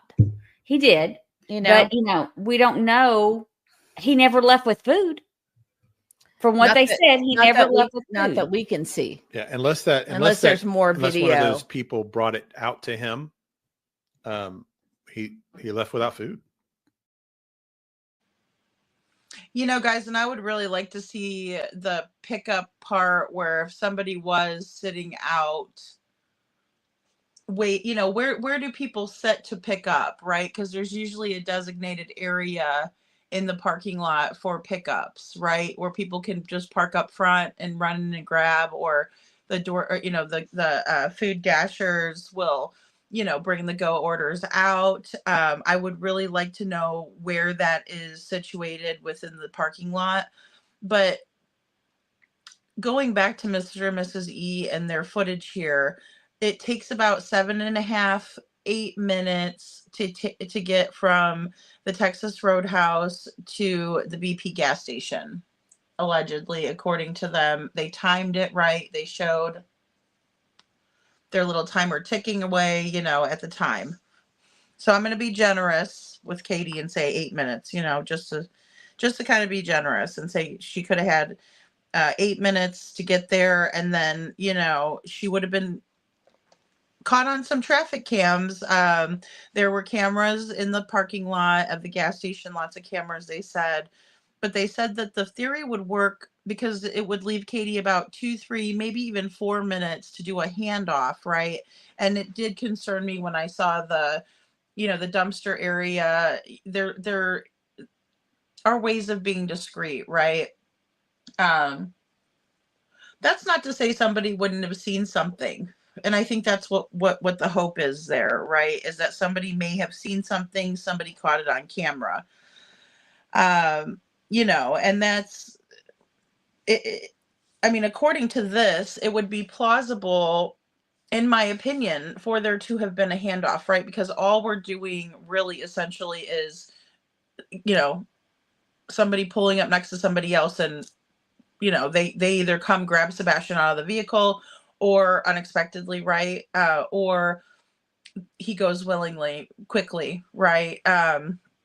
It did appear that Katie was talking to Sebastian in the Texas Roadhouse and telling him something, right? She's doing the spoon thing. I think it was more like, the spoon thing like this, that, and this, going back and forth, right? So there's that. Let's see. Oh, Mr. and Mrs. E. Well, I'll just say Mr. E states that, he was very reluctant about the relevancy of the yellow jacket until they kind of started discussing it further. And then his wheels were turning, right? For lack of a better way to say it. But he said, the truck, the money, his jacket, his, shoes, all of that was, something different if we're to assume that this person is a door dasher, not completely irrelevant, but you never know. We need to pay attention to the details, in my opinion. But that's kind of what they went over there. And, the question still remains, did Sebastian make it home or was there a handoff? in my opinion, because we, just going by what we're looking at here. I thought I saw a comment up here that said Lady Freedom. So hold on a second, guys. Hey, Detroit Rock City. Good to see you.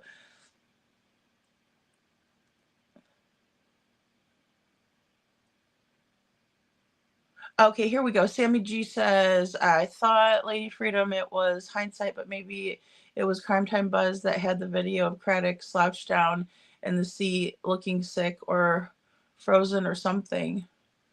Oh, I'm not aware of that. Okay. Oh, hindsight says Sammy possibly because they were asked to come in by LE. Was it me? So hindsight. I know I'm not aware of that. I'm interested to see it though. Holly S says, why was she up so late on a work night? That doesn't make sense to me either. Well, that's really true. Yeah, because you got to get up at 6, right? Absolutely. That's a great point. And then also, when did Katie take her shower? Does she take her shower at night before she goes to bed? Because she didn't mention that. She didn't mention that she woke up first thing and took a shower. We don't know that, right? Because that's what my story would be naturally, right? So if I was giving a rundown of the day, or if somebody said, walk me through the events of the morning when you found out that, Sebastian was missing and I'm his mother, I would say, I woke up, I made myself a cup of coffee, I went and washed my face or whatever, got myself going. And then I went in to wake up Sebastian. So she doesn't ever give a time of what time she woke up. Ever. She has never stated, I woke up around 5, got my cup of joe going. I like to get my stuff going before Sebastian gets up. She never says that. It was as if she wakes up straight away, goes into Sebastian's room. She also changed her story again, guys, at that around the year mark when she did the interview with Dateline. She told Dateline NBC that she went in Sebastian's room, and when she didn't see him look at her, that's when she realized he wasn't in his bed. And then she also says that she went into Sebastian's bathroom and looked for him in there. She never mentioned that ever. Holly Thompson was even leading her in her line of questioning. And that was when the investigation was fresh. And that was 8 days in. And she says, were you thinking that he may be already in the shower? And she says it like that, in the shower. She does. I mean, I guess I could probably say it verbatim to you guys because I've seen that interview so many times. But she was leading Katie into a normal rundown of the morning. Why would anybody need to be doing that? They shouldn't be. Katie should be like, I got up at 5:30. I got up at whatever time. I myself went to the bathroom. I don't know about you guys, but the first thing that I do when I wake up is I go to the bathroom. I mean, I go use the bathroom. I get up. I get my coffee. You know what I mean? I type Sebastian into the search bar. It's just weird. It's all weird. And she never gives us a straight answer. And here we are speculating, and then it's like, oh, don't talk about us. Oh God, I can't believe you're talking about the parents again. Well, I mean, come on. Hindsight says the problem is that the post on Facebook wasn't made until early December. That was 10 months later. And if LE went to obtain footage, who knows if it was available still. That's so true, hindsight. That's a really good point of wondering when the post was made. And also, could that person be building an alibi? Now, putting on top of my thinking cap my tinfoil hat. No, I'm just kidding. But honestly, I think it's really legitimate. I don't even think it's a conspiracy level of thinking when we think like that, right? We need to check these dates. We need to verify this information, and we need to know when this all happened with Tommy. Because I was wondering too, and I had asked in the chat, I was like, did Tommy get verified with law enforcement, right? Did law enforcement speak with Tommy? And it was said that he did. But then we're going to hear about the green hoodie and how they had an encounter with law enforcement as well. And that was December, I think it was like 7th, or like it was like mid-December, early December, somewhere around there. You know, when we were all speculating right after the Texas Roadhouse footage came out, and we were speculating on the green hoodie, right? And Dog was, you know, putting it in perspective, zooming in, pointing at green hoodie. What is this person doing, right?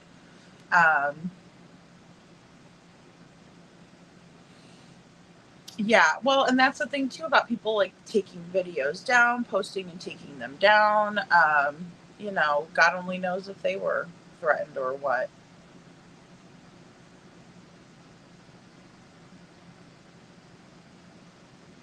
Oh, the cameras at the BP. Okay, yeah.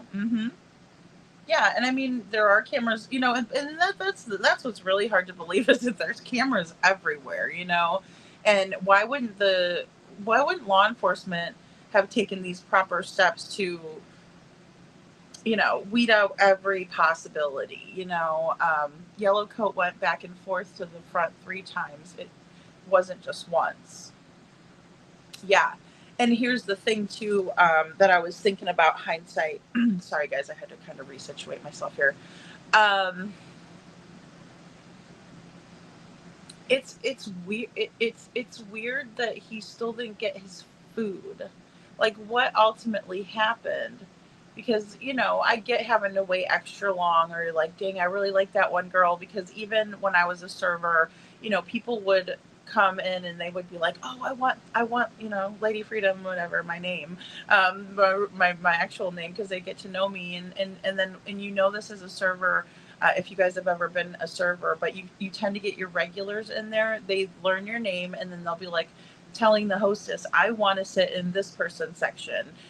If they like you, because a lot of times you know what they want already, and they like that. They like to sit down, and they like to know that, you know, I know that you get a sweet tea with lemon, and you get, you know, a Pepsi. And so they love that, you know, that's what you want. You want them to feel well taken care of when they go in. And it sounds like this person, you know, just being in the industry, liked this particular server or helper, whoever it was, that usually helps him at the to-go window. And he thought she was, you know, prompt and knew what he wanted and blah, blah, blah. Good service. And, but then you would expect to get, but he still would have gotten food at some point, right? Because I mean, I'd have to be pretty teed off to, you know, walk out with it without what I wanted, especially because like if you go to those specialty restaurants, like there's certain things that you're like going for, right? Like, oh, I really want a steak tonight, so I can't wait to go get, you know, their porterhouse over there is great, you know, or something like that. So I mean, I don't know. Sammy says, I don't mess with contrast as much as style filters, which remove each layer so you can see nothing, and then add or remove a layer and see what a person in a coat, and another layer and see 3 people, etc. I see what you're saying, Sammy. Yeah. Yeah, absolutely. And that's what we were doing with the with this photo. See, some of us out there, because I mean, I got so many people were working really hard on this. You know, I mean, I had a great turnout with this, right? People were just sending me, you know, different variations, and a lot of people were taking the layers off, like Sammy was saying, and so that you could see what was behind of the person, right? And then I was messing more with the coloration of the photo, on taking, you know, different filters and putting them on there, and then enhancing it that way, messing with the contrast, and, you know, whatnot, back and forth, right? You kind of because I don't know technically how to use the right terminology, but I just was messing with it, right? I was like seeing what I was seeing, right? I would move the, you know, on my program, I would move it over this way. Okay, mess with the contrast this way, mess with it this way, see what I can see, right? But if you take the layers off, then you start to be able to see what's behind of an object, and so on and so forth, like what Sammy was saying. So,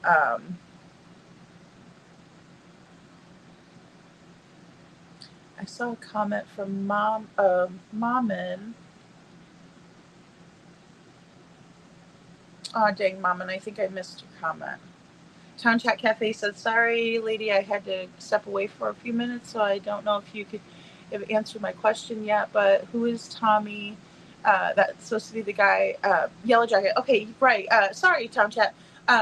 So this is, and I kind of went over in the beginning. So Justin was presenting this tonight, and this is Tommy, and he is thinking that this is the Yellow Jacket guy, right? Because he had received some information about this gentleman, and that his name is Tommy. Now here's another picture of Tommy, and he was allegedly getting food at the Texas Roadhouse on February 25th, 2025, and he was being safe because he was in remission, had cancer. He was in remission, and then it came back. And so he was being super careful, and which is why he was wearing the covering on his face allegedly, and then he was not, directly hitting any buttons or anything or touching anything with his hands directly, but using his sleeve. And so they're kind of explaining that because of his illness, he was being careful. Now, this is Tommy's post allegedly, and it says that I love the Texas Roadhouse, but the outside service has gone way down since it seems they have lost a great young lady. She was excellent. Now every time I go, I have to knock on the window because they never bring my food. Looking forward to Phuket's opening. Right, but I don't understand why he actually had to go into the restaurant if there was a waiting room like we saw in Mr. and Mrs. E's photos that they showed. And then this is the manager trying to make things right with the gentleman and saying, look, we were super busy. We're really sorry. Please come back. Probably maybe gave him a free steak or something. Maybe he gave him extra rolls on his next visit. Mammon says in the video, dog head out, the guy did run after Yellow Coat with food. Oh, okay, Mammon. See, I don't remember him getting any food. Ah, okay, allegedly not for him. Well, and see, because that's what's confusing, because like if he would have went away with food at the end of it, I would have thought, oh yeah, he's waiting around, and they're just really, really busy. I mean, it happens. I'm not saying there aren't people waiting for things around the restaurant, but yeah, I just don't know. I mean, I would need to see that again. And see, Mom, and that's why Mama says, I know there were to-go cars, and so I was 50-50 on that one. And I'm thinking, I want to see the area where they would have the pickups, right? Because I know the guy that was wearing the black hoodie was like running back and forth, and you could see him like he was working it, right? That young man was earning his money that night, right? Dinner hour on a Sunday, buddy. And and he used the restroom too, hindsight. See, that's another thing too. But he was waiting around in that bar area also. He wasn't waiting. It was weird. It was weird. Unless somebody brought it out to the car, or his, SUV up there.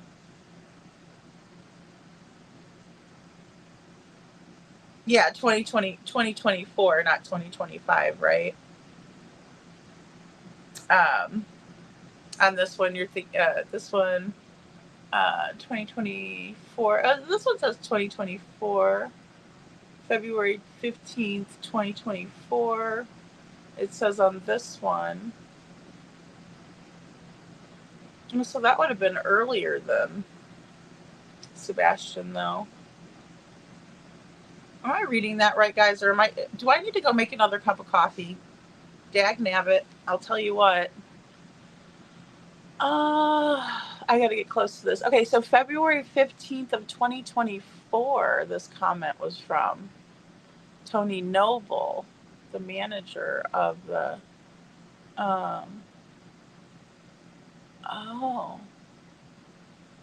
and see, I wonder if I cropped this one in too much, guys.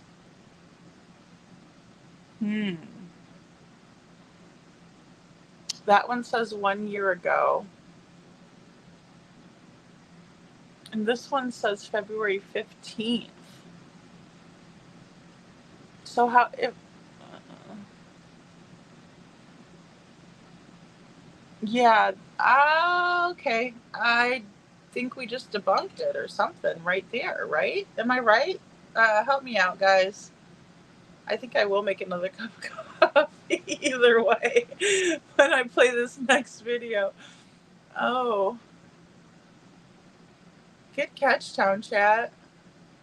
They need to ask him why he looked in that direction and what did they hear. Well, that was another thing, SI officer, that people were chatting about. Justin's like, because I mean, obviously, you know, there was some sort of commotion that happened by Katie's vehicle when there was the interaction with the green hoodie. The yellow jacket guy, the black hoodie kid guy, young man, younger guy, and everyone that was in the vicinity stopped what they were doing and they all looked. And Sebastian, the entire time this situation was happening, he was looking. He also changes his trajectory. Don't forget, when they're walking out of the Texas Roadhouse, he is about to go on one side of the pillar and the ashtray that's standing right there, but then Katie changes his trajectory and he goes around of it. So just to kind of remind you guys there. But I'm wondering now, Lil Red says he made a review on the web page where he complained about new people in the service at the window. Yeah, exactly. But then look at this. This was how is that possible to happen before? That's what I'm, and again, Town Chat Cafe with the win. Because I mean, I'm here reading this to you guys and I didn't notice it. So my apologies, but I mean, this is why 2 heads, 3 heads, we got 45 heads in here. Better than one. Better than one.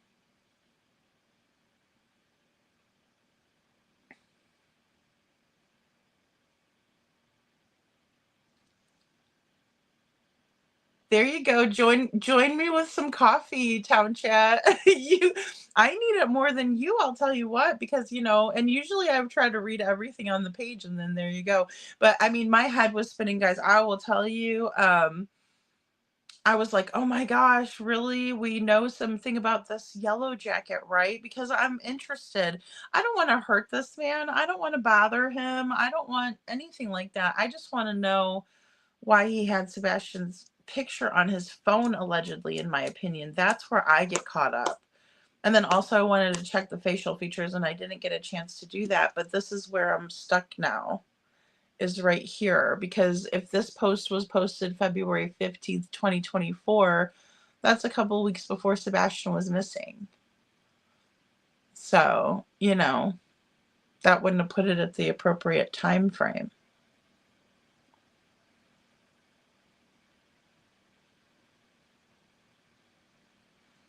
Oh, Michelle, that's a good point too. Hindsight KP got along real well with Twyla, drone operator, as she believes all KP says that's why no problem. They all know Sebastian isn't where EquiSearch was at anyway, in my opinion. Yeah, that's a great point, Michelle. Thank you. Absolutely. I mean, yeah.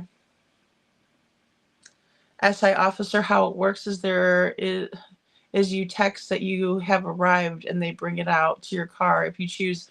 Okay. Well, there you go. I mean, I was wondering about that too, if they had the buzzers. And I remember too, thank you, Hindsight, that somebody said that you give your information, your phone number, excuse me, to the hostess, and then she will call you or text you, right, and let you know, hey, we got your seat, we're ready, proud foot party of 2, right? Fantastic. Thank you for the reminder. Thanks, Holly S.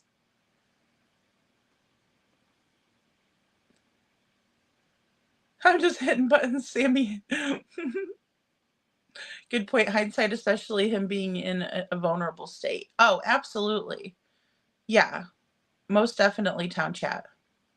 Yeah, maybe that was referring to another issue being a restaurant. I'm sure they get comments daily. Oh, absolutely, for sure. Oh, yeah, they do. They get comments all the time, I'm sure. And, especially that night, it was so busy. It was busy, busy, busy, right in there. So, I mean, I could see how somebody would have maybe encountered something like that. Or, again, like I said, people get really particular about who waits on them after they've had a good server and really great service. They want that again, right? They're looking for that person. Where is she? And especially a little man who knows maybe she thought she was cute or something and like, oh, I like that little girl and I'm going to give her an extra tip or, I mean, that's just how it works. So, I mean, to me, it made sense logically, but then looking at that, I'm wondering, Olive Garden does that too, says Michelle Scott. Thanks, Michelle. Yeah. And, that's interesting. That's interesting. I've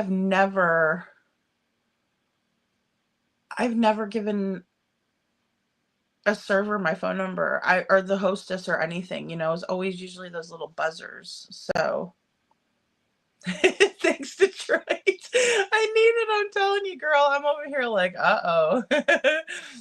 I shouldn't be tired either. I don't know what my problem is. I need to I need to wake up. And I even took like a shower late tonight too, because I went to the pool. We haven't had good weather at all. And it's like, if you don't get up in the morning and go, like, I can't go at my usual time that I do go. So I'm going to have to change it up, I suppose.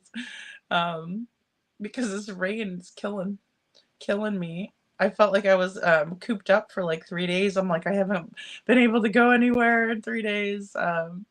So I saw that as well as a man at one point says, SI officer, parking lot text via a cell phone via online order is what she's referring to. Yeah, but no, they also said that you would give it to the hostess too, is what I heard, but I don't know how true it is because I haven't, like I said, I've never done that with the host. And then I don't know, I've gone to Chili's and done the pickup window at Chili's before. Like their curbside pickup window, right? I'm trying to think. It was a long time ago. And I can't even remember why we didn't go out, and I just went and stopped and grabbed it. But they had like a really good salad, like a quesadilla salad that I like to get from there. So I think one night I just ordered it and then went and picked it up. But like I just went to the curbside pickup place and, like you said, clicked that I was there and they brought it out to me. So I didn't, go in or anything. I parked in the curbside pickup area. And see, that's why I was thinking, do they have like a curbside pickup area or, to go area where, patrons can come and park and grab it, park in the front and grab what they need.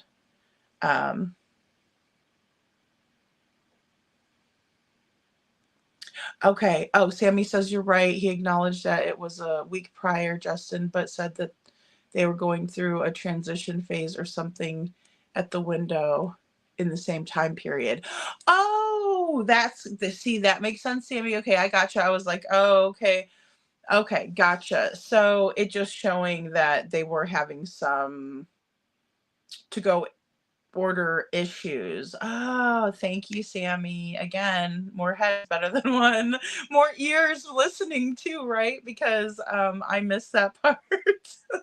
I completely missed that part. And like I said, Lady Freedom and multitasking. Here I am with the, doing my hair and makeup and I'm listening and I got this and I was texting people. So and then I'm chatting. How you doing? So yeah, that's where you missed stuff. So,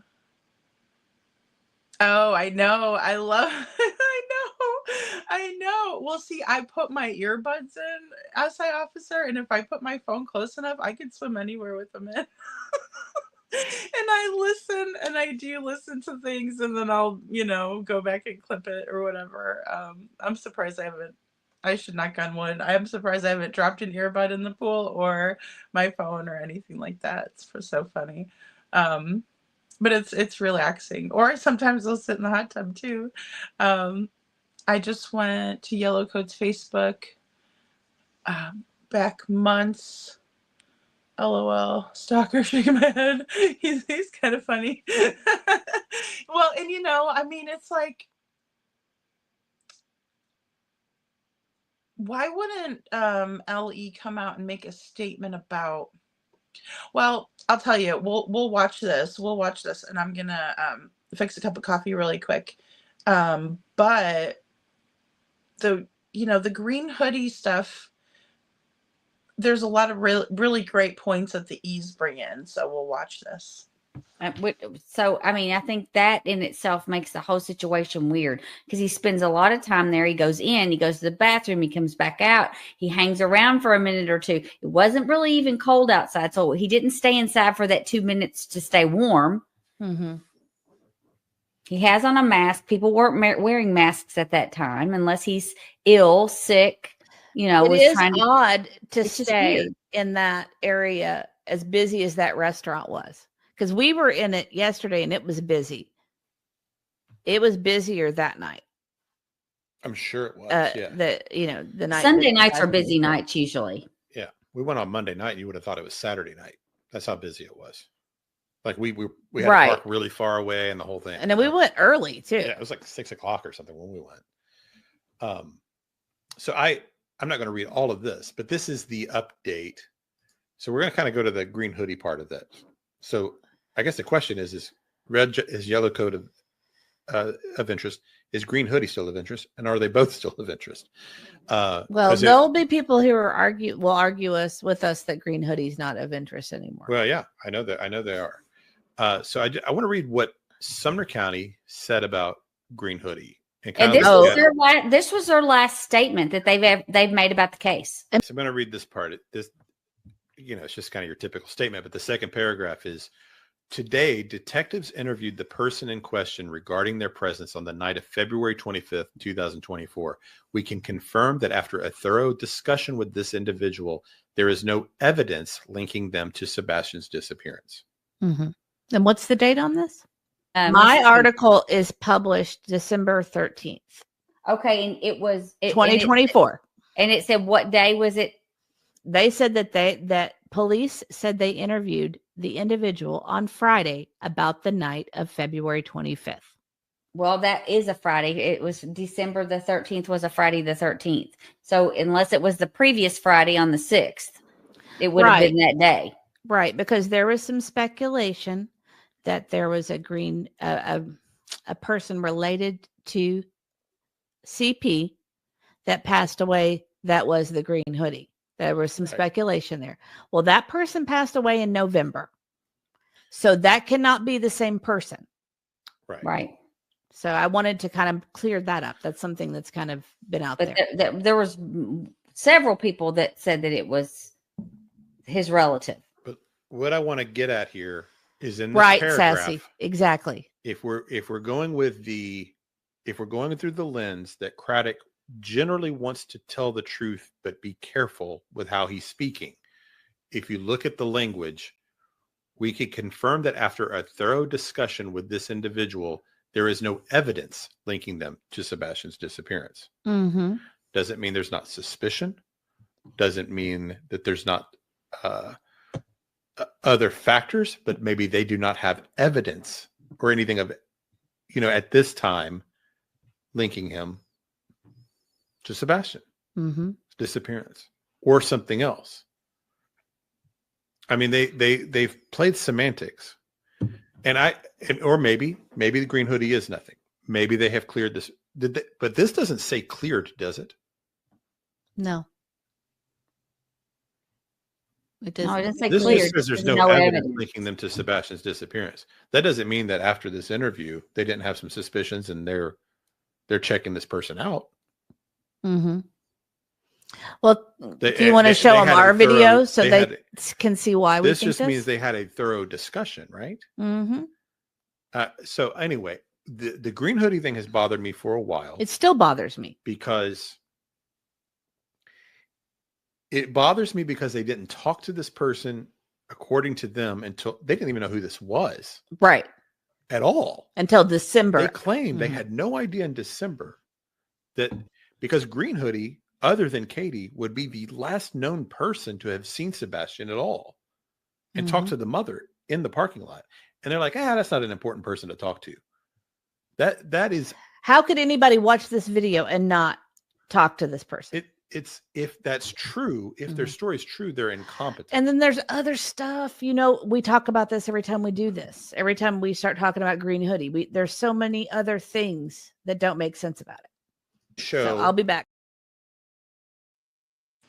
Okay, guys. So, I mean, this is a great point, and that I didn't even really consider. I think even on the first take, I'd have to go back and watch the live that we did. We did a couple, but it doesn't say cleared. So no, doesn't say we've cleared the Green Hoodie, right? Doesn't say come out and say that, but it says after a thorough discussion with this person, there's no evidence that they're involved, right?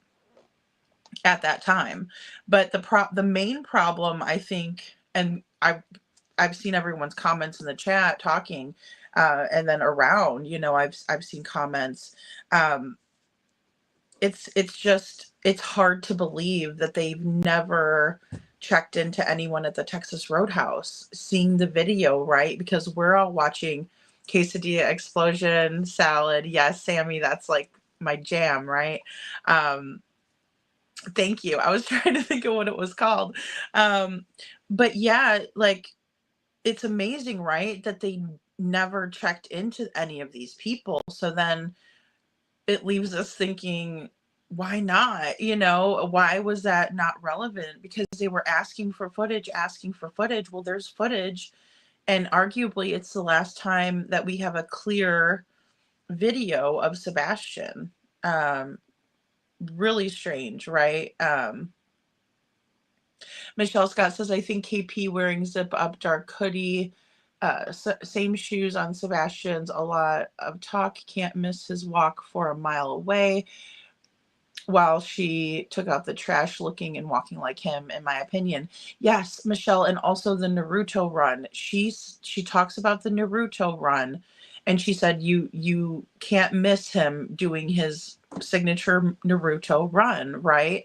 She also mentioned the Naruto run on Reels when she did her solo interview, and that was the only solo interview that we had of Katie.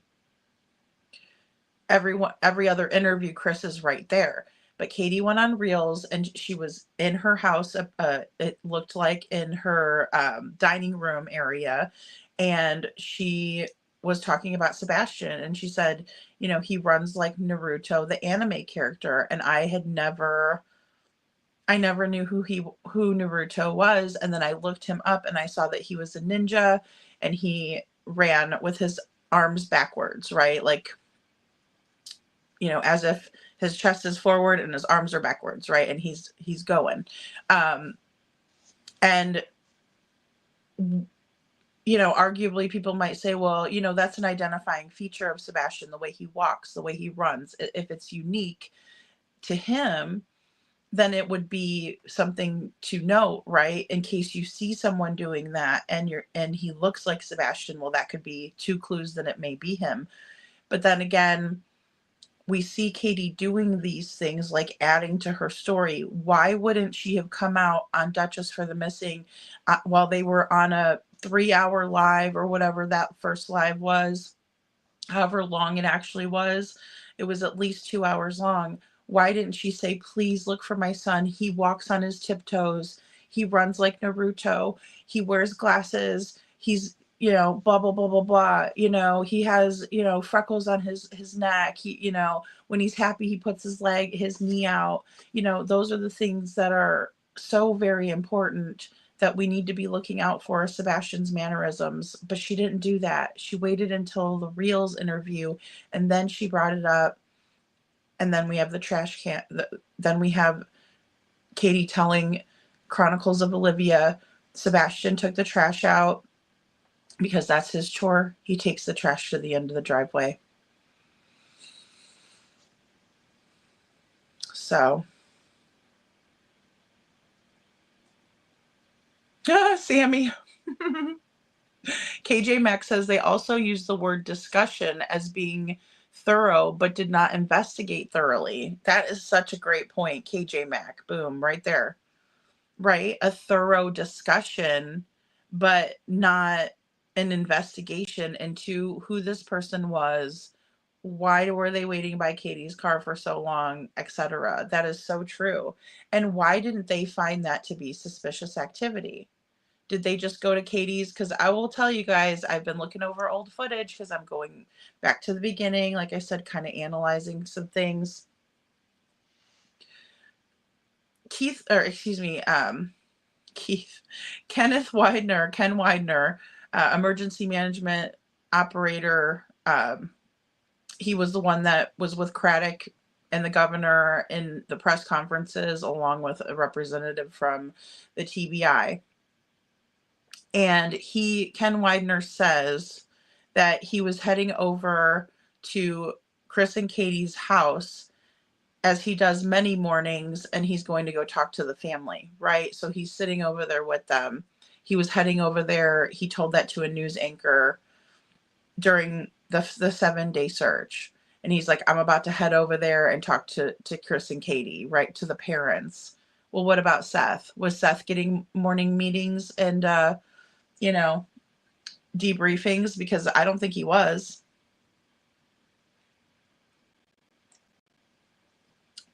Not to my knowledge.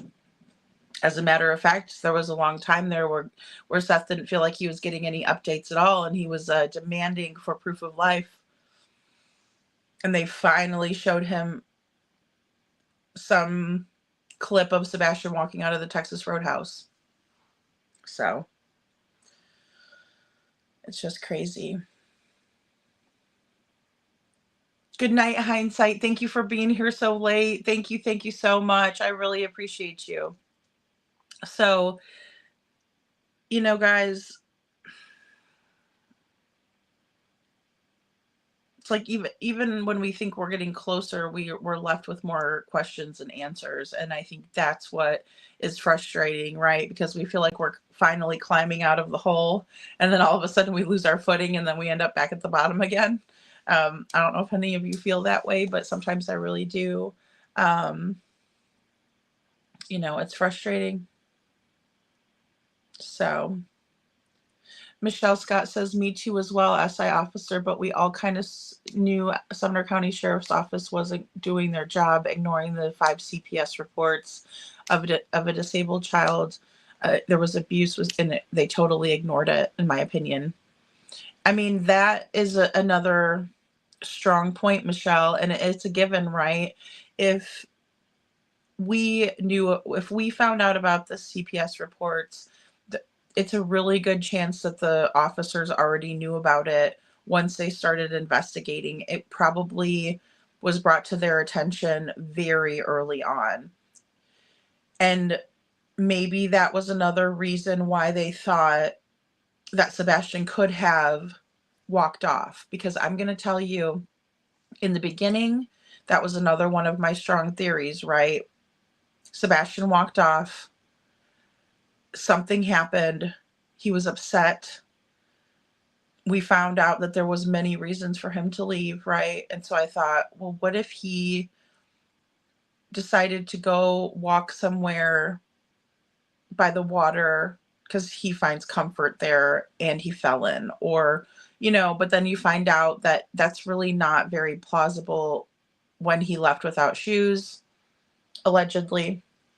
So if he was barefoot, even in socks, he wouldn't have made it very far. It's rough and rugged terrain all around that neighborhood, right? It's a very nice neighborhood, well manicured, But then once you get around the neighborhood, anywhere in the perimeter, there's woods, and then even to the high school and things like that, it's still not, you know, easy walking. And I don't know if you guys have ever walked barefoot, even on pavement.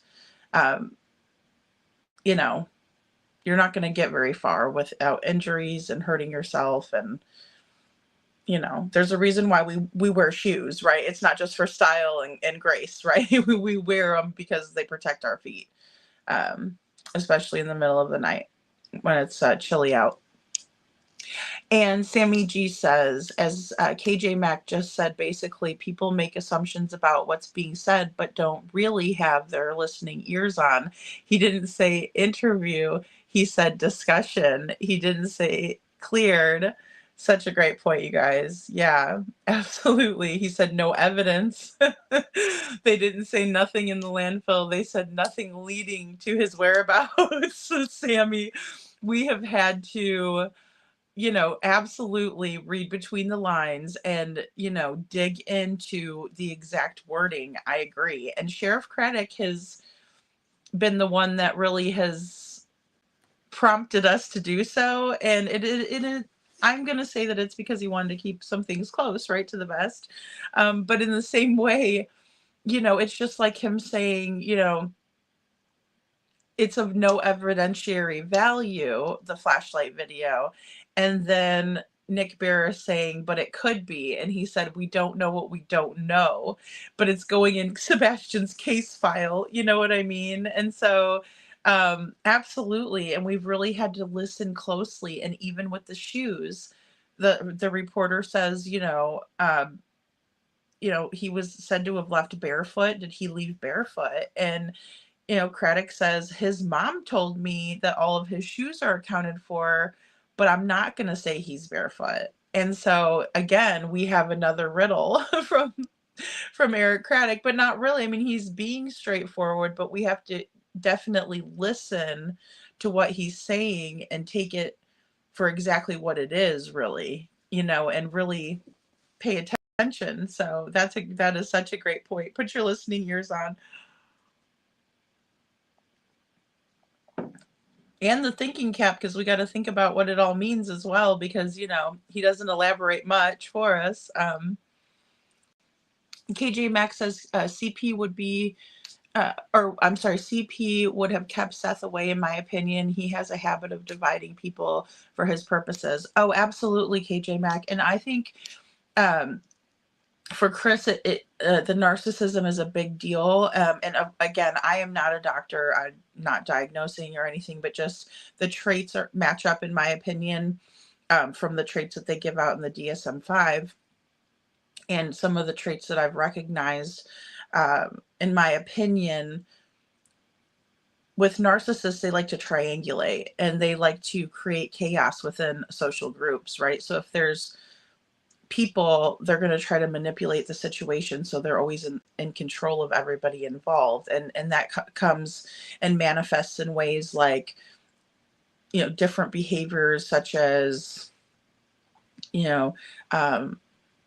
so and so said this about you, and I just want you to know that I'm your friend and I'm here for you, and that's why I'm telling you this, and then that way you get mad at that other person, but don't tell anybody and don't say what I said. Well, then that person's already upset and hurt, and all the things that come along with something like that, and then inadvertently that person's mad at the other person, but they're happy with the narcissist, right? And so it's just, and there's so many scenarios, guys, that we could really go into, but I agree with you, KJ Mack. Absolutely well said. Keeping information would be another really strong one that would divide a situation, right? Instead of bringing people together, it would push people apart, giving the narcissist more control over the situation. So KJ Max says, yes, Sammy G, exactly. It's often what they choose not to say that matters. They are very particular with their word choices. They are. And, that's strategic, and I can respect that. I just wish they would let us know more of a solid timeline of events that we could work off of. And I understand that in this case, law enforcement is not open to the public's help when it comes to solving this, right? I think there's a disconnect with the public and then also other agencies, and I think Sumner County wants to keep it all to themselves and not allow for other people to know information, which is not, in my opinion, because they're trying to preserve the investigation at this point. I think it's more or less because they're hiding information and they're covering their own ass, because let's be honest, when you're operating under only one assumption, as Craddock's plainly stated to us, that means that you're leaving all of the other possibilities on the table, but you're not looking at them. You're putting those on the back burner, right? You're not saying, hey, everything's an option. We're operating. And he was stern. He was firm. He said, we're operating under the assumption that Sebastian walked off. And if you think you can do a better job, then give us some of your ideas and we'll try them out. But until then, if I had a child, I'd want this team on the case. If my child was missing, I'd want my team working on it. And we're supposed to say, okay, no problem. And Sebastian never gets found and no big deal. And we're just supposed to move on and don't talk about him anymore. And heaven forbid you bring up the fact that he went missing from his own home and not the area of Stafford Court. I mean, that's another huge red flag to me. It just is. So, SI officer says, and why they never got the plaque at the church at the vigil is ridiculous, in my opinion. Oh, why they ever did. Okay, I'm so sorry, SI officer. I read that wrong. Oh, and why they ever got the plaque at that church at the vigil is ridiculous, in my opinion. I agree. Oh, great point, Michelle. Sebastian didn't like the dark, cold, looked forward to his teachers the next day, wouldn't want punishment from KP and CP doing wrong, in my opinion. That's another such a great point, because that is my view of Sebastian. When I look at Sebastian, he looks like the type of kid that is polite, that is courteous, and that is wanting to please his mom. If you watch the Texas Roadhouse video, he's always seeking approval from Katie. And then when he sees somebody getting too close to Katie, he's watching. He's very observant. And I also think that he was concerned about whatever was going on. They did not look like they were having a good time. They just didn't. They looked like, it looked miserable, to be honest with you. And it looked like Katie was giving him the 1-2 and telling him this is how it's going to be. And it didn't look nice. I don't know. I don't know about you guys, but like whenever I go out to eat, especially if it's like me and my daughter, like we talk and we're laughing and joking and, we're just chatting away. And you know what I mean? I mean, the last time we actually went out, I think it was my birthday, and we went to go see the new Hunger Games prequel. The first one was out, and we went to go see that afterwards. And I mean, we had a good old time. And I took a picture of her at the table, and she was going like this because she just took a bite. We had a restaurant. I don't know if they're like everywhere, but it was called the Black Sheep, and they had like truffle like French fries and like the best truffle sauce ever. And so we ended up going there. We were doing dinner and a movie that night, and we had a ball, and we talked, and I mean, it wasn't rushed. It was, even though we had a movie to catch, we left with enough time, and we had a good time. And so I just didn't see that bonding, and I didn't see that experience, and I was really hoping to, but what I did see was Sebastian's humanity. And what I didn't see was humanity from Katie. The way that she treated the wait staff was absolutely awful. And I've been treated that way. And the way that Sebastian treated the wait staff was proper. We'll leave it there. KJ Max says, consider that CP picked a fight with Seth over his sister's GoFundMe. That would effectively ostracize him from being in the home for updates. Well, absolutely, KJ Mac. And also, I don't think that Seth wanted to go along with that little pact, the pact that Chris brought up, and he wanted, them to go along with, everybody to be on the same page. Well, the only person that would want something like that in this situation would be someone who had something to do with it, because they're, again, trying to keep control over the situation and make sure that everybody has the same story so nobody asks any questions. So thank you so much for that, because that is absolutely true.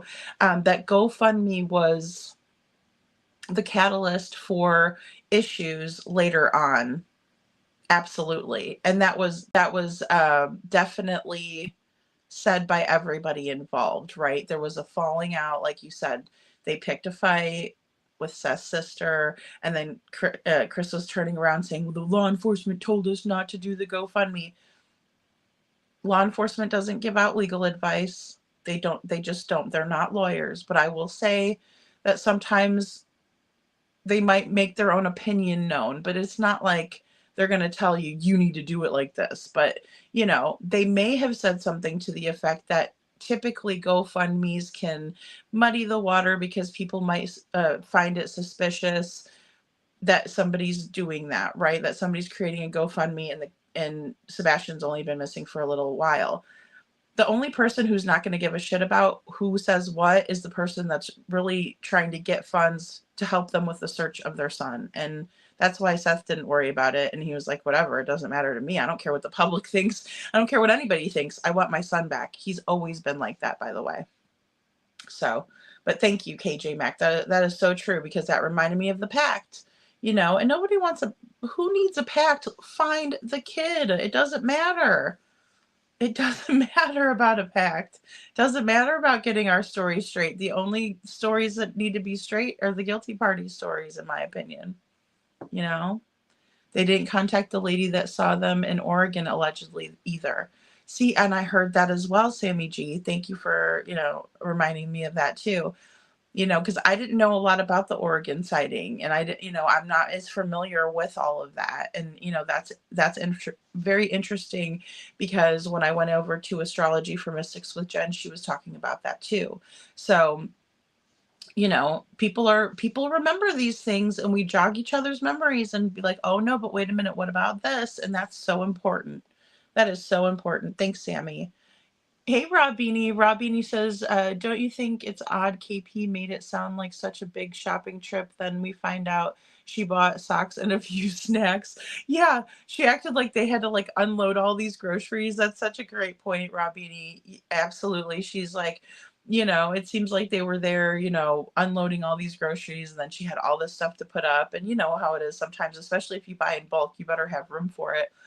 But I also think that story is so bogus, because why would you go to Costco the day before, which is also a bulk shopping center, right, or shopping store, and then go to BJ's again and then buy more in bulk, and you need all these snacks, but at the end of the day, it's just you and Sebastian, so why do you need so much food in the house? It's weird, because I'll tell you, even when it was myself, my daughter, and my ex-husband living together and everything, we didn't shop at Sam's because that was way too much food for even the three of us.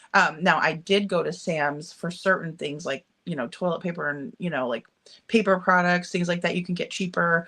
But then again, sometimes I would even go with my friends if we were having a party, say Olivia's birthday parties and things like that. We would always have a big bash and do grill out and everything. And so I would go there for that, but I mean, that's once a year, you know what I mean? Or if we had people over, we were going to do something like that. I would go shop there, but not just for the three of us. And that always rubbed me wrong that, I was like, was she buying food to haul up in the house because they knew they were going to be stuck in the house for a little bit, or what? Because just Sebastian and Katie, I mean, that's a lot of snacks. It's a lot of snacks. I mean, maybe she has a deep freeze. I don't know. Michelle says, to all of us, Seth is cleared, has total proof.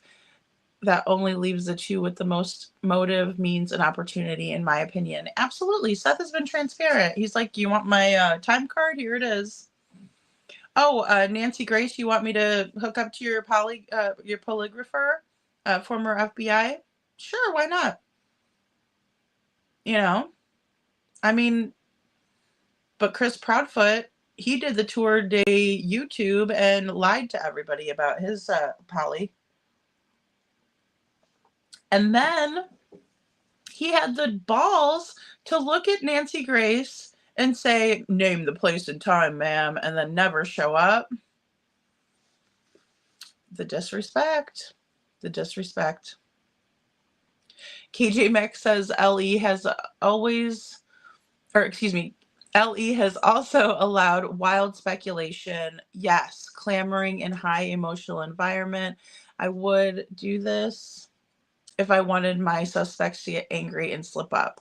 Well, and that's a great point, KJ Mack, and that's something that we don't consider as much as we probably should. That there is probably an amount of pressure that law enforcement sees as effective as well, like you're saying, because, I was saying last night, why are they allowing for all of this to get so out of hand in their own area? It can't be, it can't be fun having that much, commotion surrounding your law enforcement agencies and things like that. But that is a very good point that, maybe they're looking for the suspects to get angry and slip up because, all of us, when we get angry, we give too much information out, right? We're not thinking clearly and we're just running our mouths. Some people deal with things differently. I get that, but I can understand where you're coming from. Absolutely. SI officer says true. KJ Mack. Yeah. Sammy says, Rabini, yes, we put groceries away. Then, oh, well, it was just like a bag of socks and a snack. What the fuck? I'm wondering if it was just to meet up at the store to discuss the later plan. What did sis buy? That is such a good point. And, that's the thing about this family is they do these things together, right? It's like they're all in on it and they're all ready to do it. It's just like what they did to Nina. So a couple of times, a few times, and they even had Katie as the cameraman. So, yeah, Mama says I agree. Yeah, with KJ. Yeah.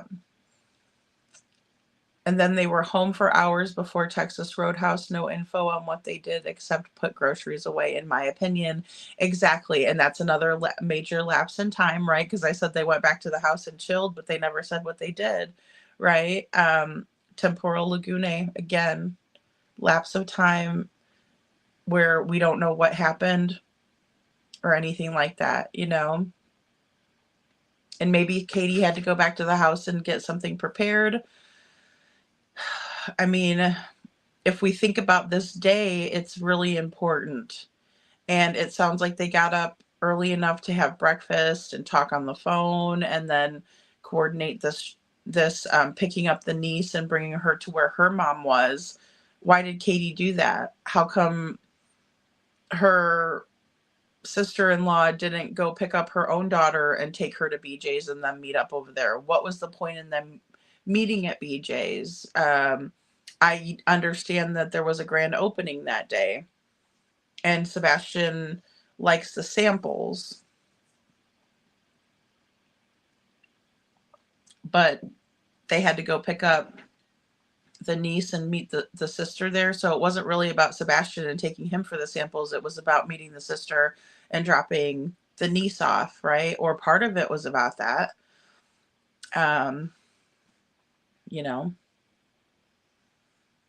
I'm only hoping that it's a strategy and not incompetence too, KJ Mack. Exactly. And it very well could be. I don't think law enforcement is stupid. And I've said it too.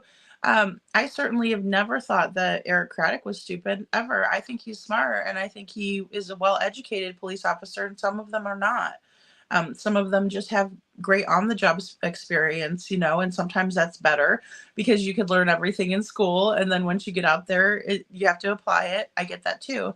But there's a reason why he's went up the ranks, right? He's not. It's just hard to believe. Like I said, even when I was looking into Craddock, it was a real doozy. It was a real doozy looking into him because it was almost like I was looking at two separate people at the same time. And I say that because, there was a big part of me that was like, wow, I could see myself being aligned with this person and some of his, who he follows or his viewpoints or whatever. And then I'm seeing Snuggle Struggle, and I'm seeing, women are this, and, da da da da da, and all of this weird stuff. And I'm like, it's like two different guys in one, right? It's like the guy that, lives the dual person, or the double life, right? And you never realize it until some shit pops off, right? And it's like, okay, he's got a wife and kids and he's the best guy ever. And then all of a sudden, it's like Chris Watts, you know what I mean? It's like two different people. Great dad, wonderful husband, does whatever Shanann wants. She's the boss, not him. Then he goes off and takes all of their lives, even the unborn child. I mean, out of nowhere, seemingly. And so that's what I felt when I was looking at Sheriff Craddock and researching him. I thought, I'm looking at two separate guys. He wants people to think he's this, but this is really how he is. And that was my conclusion. And he hasn't shown me any different, and his maturity level is very low. Very, very low. He reminds me of at best, a 21-year-old. At best. Very immature.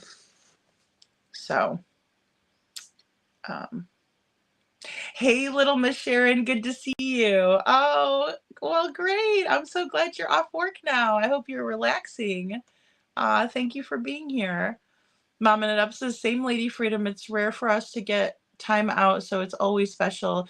Did Kay go out about to eat with Sebastian? Do we know? I don't know if they went out a lot to eat or not. It's my knowledge, to my knowledge, they were frequently at the Texas Roadhouse. So it was like one of the regular places that they like to go, which is good. Texas Roadhouse is a good place, but then it's weird because they kept saying Sebastian doesn't like red meat. So it was my understanding that was like Chris's favorite. If Chris wasn't there, why wouldn't, if he wasn't there, then why wouldn't they take Sebastian? Why wouldn't Katie have taken Sebastian to his favorite spot or something they enjoyed together? They still went to Chris's spot, and like I said, Chris told Terry Lynn flat out, Sebastian doesn't really care for red meat. Also told that to Smiley. And then I believe Duchess, but it was several occasions. And also I think that he said that on Queen Bee's panel too, like Sebastian's not a big meat eater, and he probably said it to Clue. I'm trying to think, I could probably pull it in and see how many times he said it. And he's bragging on himself and he's being very arrogant. And that's what's really, thanks, Mammon. And that's what's really weird to me as well. That he's so arrogant and he has the duper's delight. Michelle says KP never mentioned Seth as a dad. She acts and tells like CP is his dad. She lied to CPS. Seth's not involved. Yeah. Lives in another state. Sumner County Sheriff's Office knew better, did nothing. CPS never checked, in my opinion. I agree with that. And, I want to operate the crane like Dad. Yeah, when she said that on Queen Bee. Yeah, and she does that to her and push Seth out. Absolutely. It's almost to the point of parental annihilation, in my opinion. Because it was also alleged that they were at the school blaming Seth for all of the problems that Sebastian was having, but he was spending the majority of his time at their house. So how could Sebastian's issues be stemming from only going to his father's house every other weekend? I'm not saying that children don't display odd behaviors as they're being bounced back and forth, especially initially, right? Because they are still getting acclimated to the fact that they're at mom and dad's house here and they have this set of rules, and then I'm at mom and dad's house over here and they have this set of rules, right? And especially when there's another step parent involved in the mix, that can be even more challenging, especially for a kid. You're not my dad. Why am I listening to you? If they already have a dad or a mom, they're going to kind of think of you like that at first, especially, right? They're going to be like, well, why do I have to listen to this person? Or why do I have to, if the parents are getting married, do I have to call this person mom, or do I have to call this person dad? Like, the kids are going to have that, especially if they're older and it happens, they're going to have way more questions than a 2-year-old would. I mean, a 2-year-old might have some cute little questions and, but they're going to grow up with that person if they stick around, and it is going to be more normal for them, right? And they're going to get used to that person, and then they may even want to call them like a special name other than their first name, right? The weird dynamic here that we were introduced to, and I don't even think I've ever heard of this before. Mr. Chris? Really?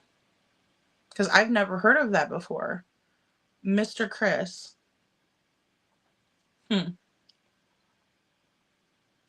And I'll be really honest with you guys, with the exception of myself, and a few others, in the younger generation, like all of my family members, a lot of them are just all married. You know what I mean? Like, people don't get divorced a whole lot in my family, but yeah, most people are. My parents were married for 25 years. My mom passed away. So I didn't have anybody or anything like that. I have no idea. So it is very challenging to navigate through situations like that, especially for the kids. I mean, it's challenging for an adult, but the kids, it's absolutely confusing.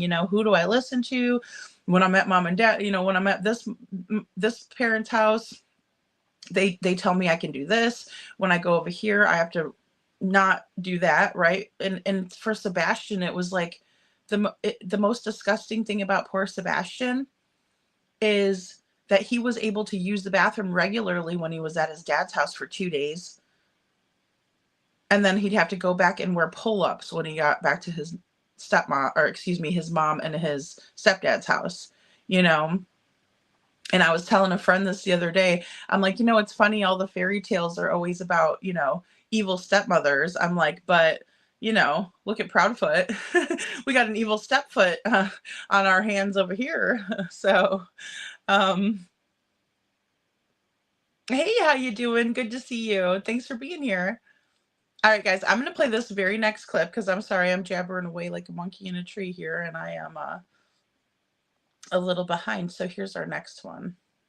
I'm going to show Green Hoodie walking in. And in this first part, look at where Green Hoodie originally is thinking about walking.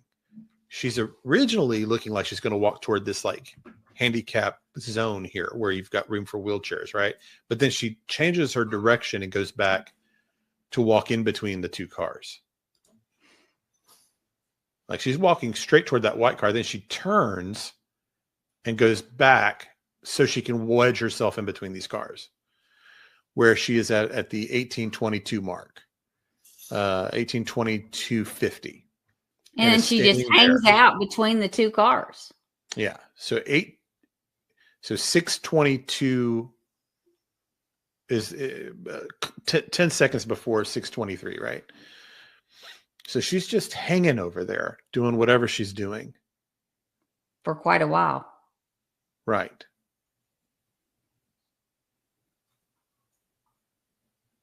So 30 seconds have gone by, 35 seconds. What's she doing over there?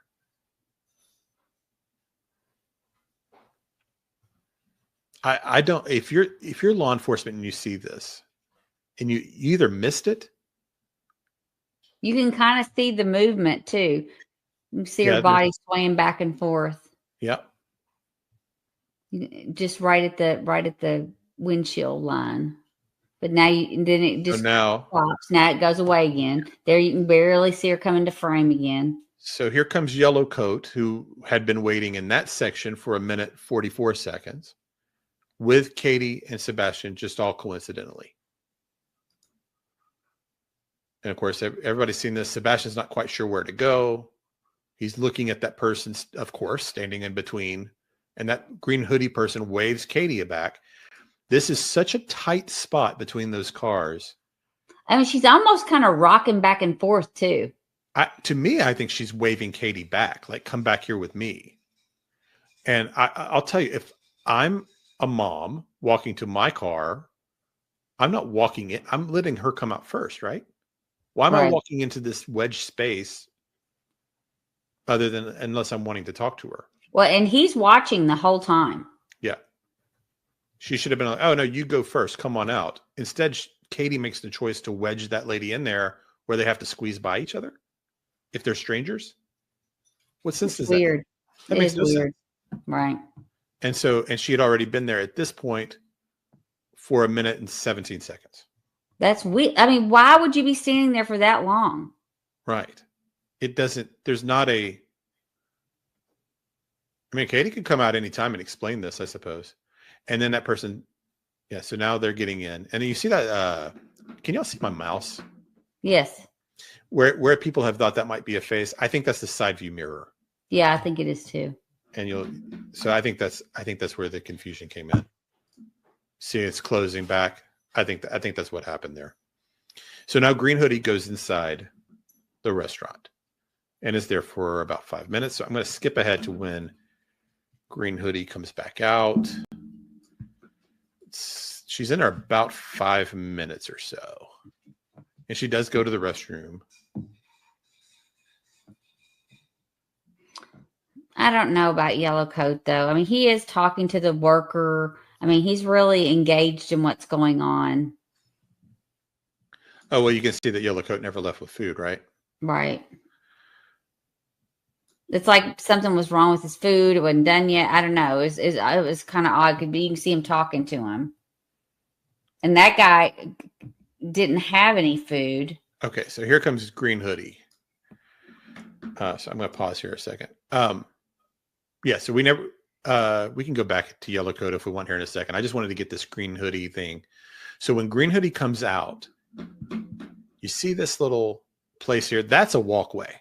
Mm-hmm. So when Between Green those Hoodie, two cars. yeah, there's space.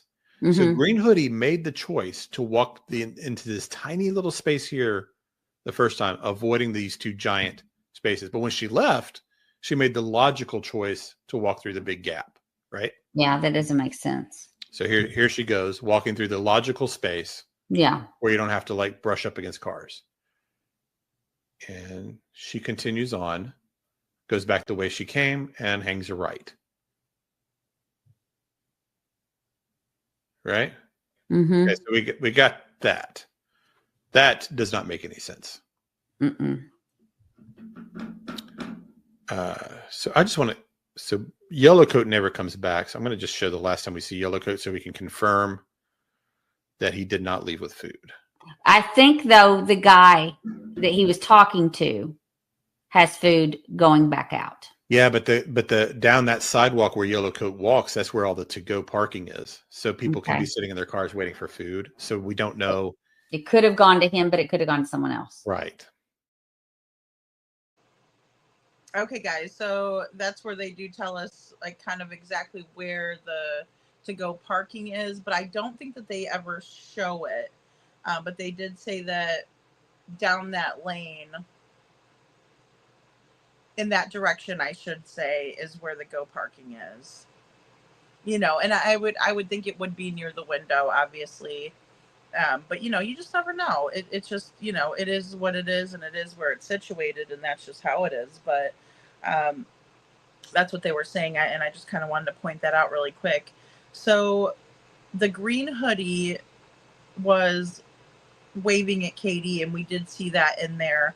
And she does stand by the vehicle. It's odd, right? Especially for someone who claims that they, needed to use the restroom, or that did go in and just use the restroom and leave.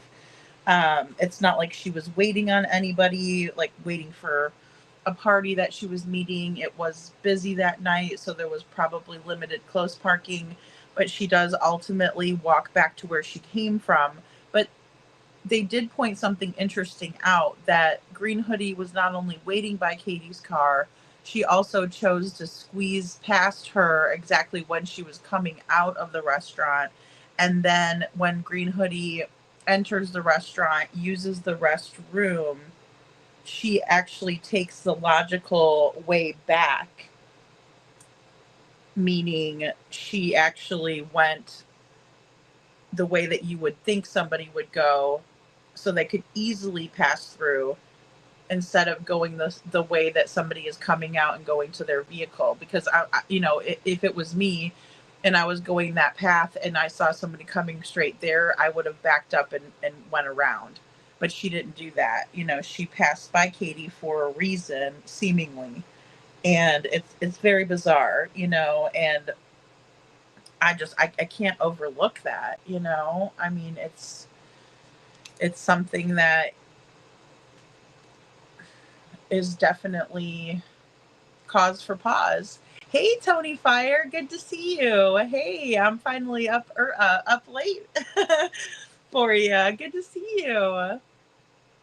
Justice for Sebastian. Wow, it's been a minute. Hope everyone is good. Still love and peace to all. Justice for Sebastian. Thanks, Tony Fire. Thank you for being here, my friend. Sammy says, lied about Polly on very first interview, 8 days in with Duchess. 8 days in, there was already an issue because people knew he had already lied on Facebook about it. Hot mess. Absolutely, Sammy. He is the reason for the messiness. And I think Katie contributed to that as well by telling us all these different stories, so that was getting people, angry too. And then the fact that they didn't come out right away, and and then when they did come out and they were on camera, they acted absolutely weird. And then we see these, what appears to be bite marks on Chris during the interview in the green shirt. It appears that Katie on Duchess for the Missing was fake crying, in my opinion, because she was like, doing one of those. And I mean, I could probably sit here and make you guys think I'm crying too. You know what I mean? I mean, come on, and that was not even me trying really hard to convince you guys, I mean, but if you can't see my face and you can only see my avatar, I can change my tone anytime I want. You know what I mean? And then stop talking because I'm just so distraught. And let's not forget that Chris and Katie both told Caitlin Miller that they could come on in and do an interview with them, but they are only going to show their hands because they're far too emotional to show their faces. Okay. But Caitlin Miller could see their faces, and they didn't even attempt to fake cry because Caitlin Miller could see their faces. And they didn't even shed one tear during that interview, nor did either one of them break their hands away from each other to wipe away any tears. You just see them holding hands the entire time, and Katie stroking Chris's arm the entire interview. And then during some questions, Chris would tap his finger. And that was the only body language that we had. Katie stroking, Chris's arm and seemingly either soothing him or something. And then Chris would tap his finger. Yeah, Sebastian did get out of the car covering his ears, Lamashir, and that's a great point. And we couldn't even understand why he would be doing that, because I know that's what Justin was talking about too, and that was really interesting, right? Because he came out and his ears were covered, And, you know, it may be because of the loud music. It may be because of a conversation he and Katie were having. You know, there could be a lot of reasons for it, but I know that the music only gets louder in the Texas Roadhouse. You know, it only, you could hear it in the video that Mr. and Mrs. E, you know, showed us. So if there was music from the restaurant, you know, on the outside speakers, it's always more faint outside, but then once you get into the restaurant, it's always louder. And you know, it's kind of a Western style steakhouse, you know, so they probably got the country music going, you know, at a very, you know, at a good level. They want people to be in there alert, having a good time, you know, good music. If they're drinking, they may have an extra drink or something like that. You know, there's reasons behind the reason why it's loud in those places and things like that. So KJ Maxx says, yes, little Miss Sharon, she should know better, but doesn't prioritize Sebastian's sensitivity to noise. Well, and that's the thing too, KJ Mack, is that she did tell Smiley's story that the reason why they don't typically like to go to like the hibachi restaurant is because, you know, Sebastian doesn't like that clink, clink, clink, clink, clink noise. And honestly, I have to agree that I'm not a huge fan of like metal on metal. And Justin said tonight that one of the neighbors alleged that Katie would oftentimes let Sebastian out of the vehicle before they entered the garage because he didn't like the noise of the garage door. And you know, I don't know, because that's speculation as well, but I think it's safe to say that would align with, you know, Katie talking about the clinking and that bothered Sebastian. You know, it's like nails on a chalkboard, you know, for someone who doesn't like those kind of sounds. And so that's why they typically don't go there to eat, because, you know, he doesn't have an enjoyable experience. SI officer says, little Miss Sharon, I believe it may be because of the music and sensory issues, but it also could have been from stress or whatever argument in the vehicle or discussion. I agree, SI officer. And, you know, I mean, it could be a variety of things. And he could have also, and I know this has been said, you know, plenty of times, but, you know, he could have also been overstimulated, right? Where he's overstimulated in that moment.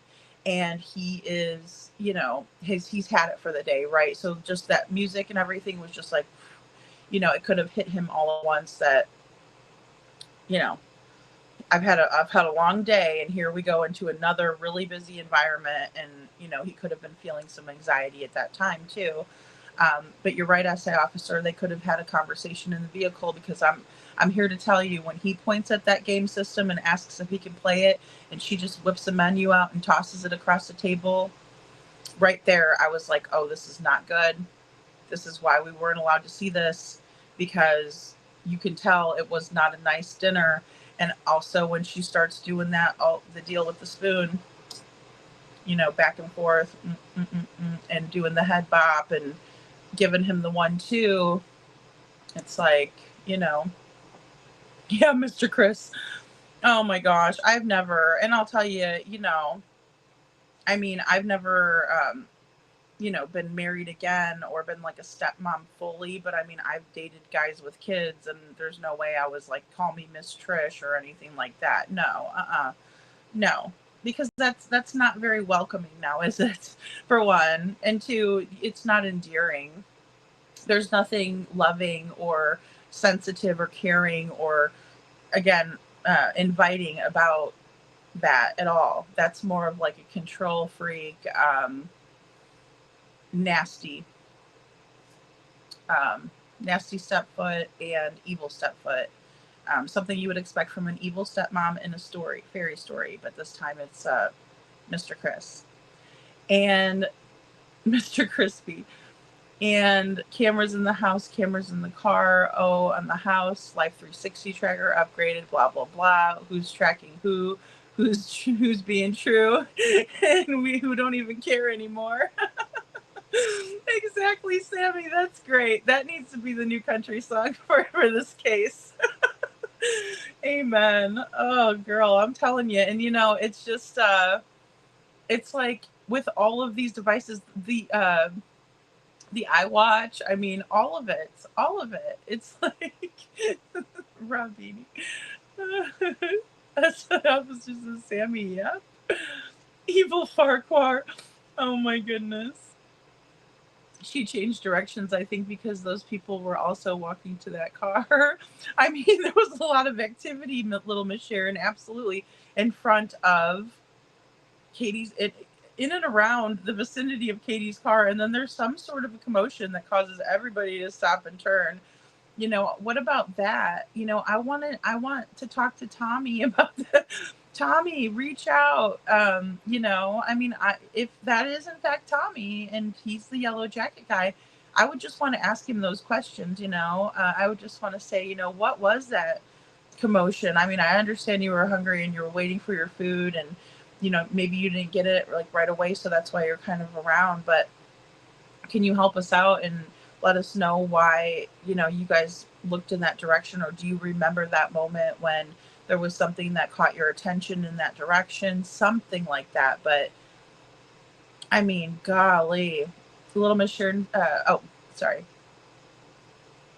Mom It Up says, it seems to me she stopped Sebastian from going to the other car. Yes, she does. Originally, they were walking towards, that other car, and then she changes his trajectory around like the stationary ashtray, like the big tall ones they have outdoors of, public places and things, and around, right? I mean, she definitely, that is definitely my perception, and it's been that since I saw the video the first time. I mean, he's walking one way and then she turns him around, and it's at that point that Sebastian starts really watching Katie because something is off to him. He feels the disturbance in the force. There's something going on, and and he also looks very uneasy in the restaurant. He looks very tired, worn down, overstimulated, and then also he looks at certain points defeated. And again, like she's giving him the rundown. I know it yeah. Can't see on the phone properly. Look, yeah, and see, I'm still with the phone. Yeah, he's a man's man, and he likes steak basically raw. Run it through a warm room and he's ready to eat it. Oh, Lord. Town Chat Cafe says, isn't there a video somewhere where KP tells what the conversation was between her and KP at the time? She talks about, are you talking about the phone call that happened when they're at home and she was reading a chapter for school, and then she was also falling asleep on the couch and talking to Chris and all those activities? Town Chat? Because she doesn't necessarily ever say what they're talking about. She doesn't. We love Tony Fire around here. And SA Officer says, do you think that possibly that yellow jacket was on video chat, and how it shows things in the background and he just didn't have the camera turned around? Oh, okay. Oh, that's a really good point, SI Officer. Yeah. Do you think that, I think there is a possibility that could be it, that the yellow jacket was on the video chat, and then it was catching background because the camera was turned, flipped in the other direction. That's very possible, because that's really where I'm hung up.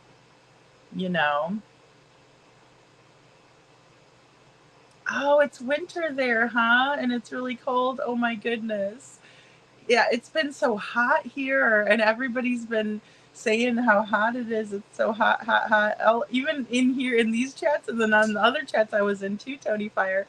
That's interesting. Thank you for letting us know. I didn't even think about that. Maybe that's why she wouldn't let Sebastian eat a roll. She was saving them for CP. I can't believe she told him he couldn't eat another roll, and he looked so upset after that. It made me so angry. I mean, I know, and see, that's the thing. Those little, that is a great point. Thank you, Detroit Rock City. I mean, golly, I don't know. If somebody's hungry, I'm gonna let them eat. I don't know what this is. I don't get it. And you know, especially a mom, and especially like a boy, because boys, like, oh my gosh. I mean, now the only thing I could think of, which, you know, even so, I would just feel so bad. I'm so guilty. You know, if a child is overweight, like really very overweight, right, and you're concerned about their health, and you're not gonna, like, you know, you're gonna give them more healthy options and do those things, but you don't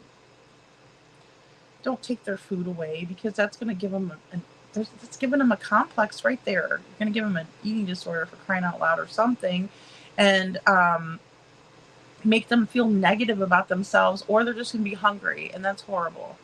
I just, you know, yeah, that is infuriating. I mean, Rob Beanie says, I dozed off for a few. We addressed the at night said about facts and rumors and Sumner County Sheriff not following up, etc. Yeah, so not necessarily Rob Beanie, but that's a great point. I mean, we're kind of talking about it a little bit, because it's like, you know, when it comes to the green hoodie stuff, it's really interesting kind of what they put out there. And then it's also interesting that they did put anything out there at all. It's also interesting that they didn't discuss anything with the green hoodie until the Texas Roadhouse was released, and Dog kind of pointed out the green hoodie, and that they're thinking this person could be a person of interest, or maybe should be. But yeah, it's weird that they didn't even go and follow up with the Texas Roadhouse. So we already know that they're not following up properly, in my opinion, based on that, based on even the lights video. Because if I'm law enforcement and there's any activity at all in the neighborhood, that's my prime focus. Because they've clearly said that they can't, you know, they haven't seen hide or hair of Sebastian, and they can't even, you know, really determine whether he left the house at all that night. I mean, that's odd as it is. And they're saying they have zero evidence. They're running with Chris Proudfoot's narrative of poof, he just vanished. Between the hours of 12 and 6, he's basically vanished. No, that's not how it works, though. He's a whole ass human being, and that's not how we roll. That's not the normal way of life, right? We remain. We do not poof. Michelle says there are human bite marks. Sumner County Sheriff's Office, I'll bet, never swabbed or photographed. They are square bites deep, extremely bruising to the right arm. Found a photo matches Sebastian's teeth, and CP. Ellie handed it first area. CP's left hand and fist is bruised as well. Yeah, and you know, I showed those. Mandy over at Spirit Seeker Squad did a great comparison of that, and they do match with Sebastian's teeth. I agree. The fist bruising, I'll have to look at that. You know, that's another thing then, because I know that's kind of why I put. What did I have up here? And I circled for my little my map of you know, what I think happened, right? Sebastian's missing. We got Seth down there, Sebastian Strong. We got the Bauer Sox, Katie, Chris. But that's, you can see the little circles right there, because, you know, I've always thought that was of importance, you know, really, truly. Oh, Tom Chat Cafe says, Lady Freedom, my guess of why he covered his ears, in my opinion, is from that black car that pulled up, either loud music or the driver yelling at the young girl walking toward the car. Oh, okay. That's a very strong possibility. I mean, any loud noise could have caused him to cover his ears. Thanks, Tom Chat. Yeah.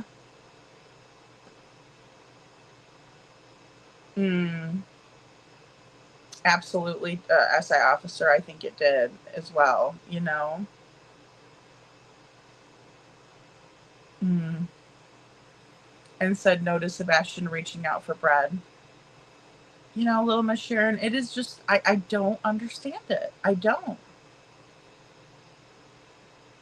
Yeah, I agree. Tony Fire says, for real, CP thinks they're going to let this go. We're going to remove this power, friends, and let real men investigate this matter. Only a matter of time, but we will have justice for our boy. Thank you so much. Thank you so much, Tony Fire. And I agree. We have to, you know, we have to keep going. We can't allow for it. It's not right. It isn't. And it takes a village for us, you know, to come to a solution, in my opinion, because there's a lot of people that don't want a solution, and you know, and I feel crazy when I say that stuff, right? I feel like I took off my thinking cap and put on my, you know, tinfoil cap or whatever. But like, really, I do think that I do, because of what has transpired. I wouldn't think that way for no reason.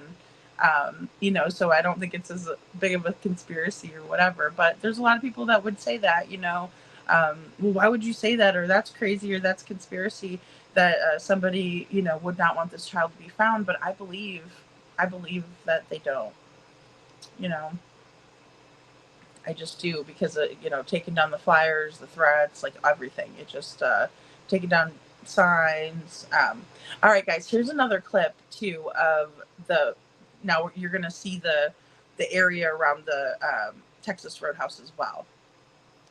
He talks to this kid a lot, but you know, so anyway, here goes guy empty-handed, and what he's holding there is actually another mask, if you can't tell. Oh, okay, it is. Yeah. Yeah, and there he is checking the phone again, actually. Yeah, he is. So that's when he leaves, and he went empty-handed. The DoorDash guy was at this restaurant for how long? A while. A long time, and left empty-handed. And you know, so we don't know what happened after this video. He never comes back that we see. And I think the video will show even more why this doesn't make sense. So this is us just panning the restaurant. Where that white truck is where Katie's car would have been. Right. And then back here. Somebody says, though, if you fast forward to the very end, he does leave with food. Do you want to go back? I never see him with food. Do you want me to stop? I'm just looking. No, we don't have to yet. Okay, this is the logical path. He doesn't leave with food. Okay. Do you want me I to just go? went to the very end. He never comes back. Hold on a second. Do you want me to go back? So Mama Risa says the same thing. He does not leave with food. Okay. No. So there's panning around the parking lot. Not in that video, unless there's some other video. Okay. That's the last time we see him on that video.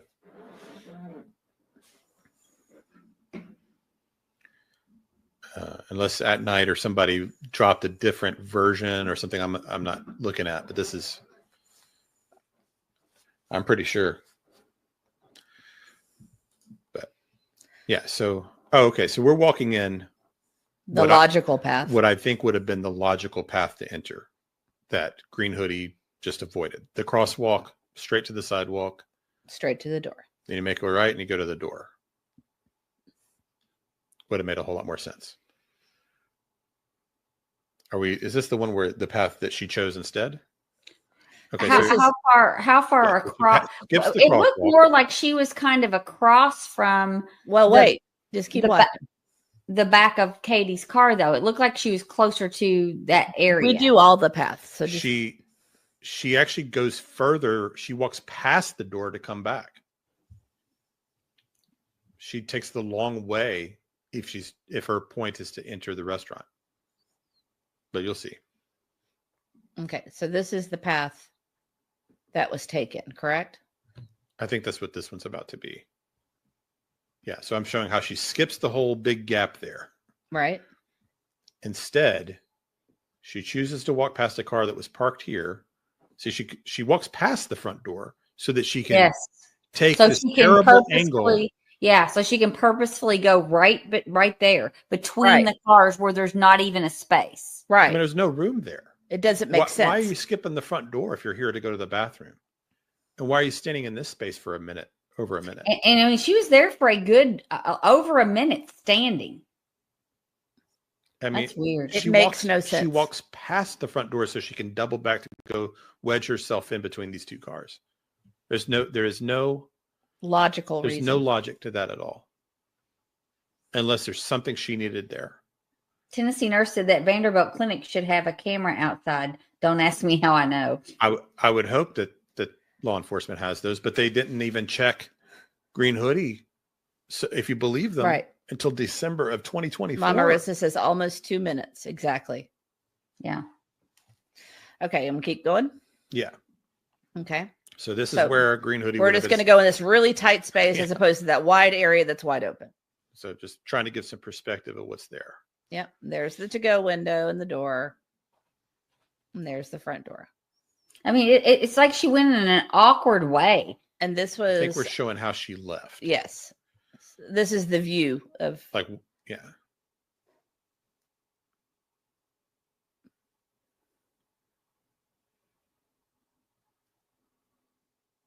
okay. So she chose to leave through the logical way. Right.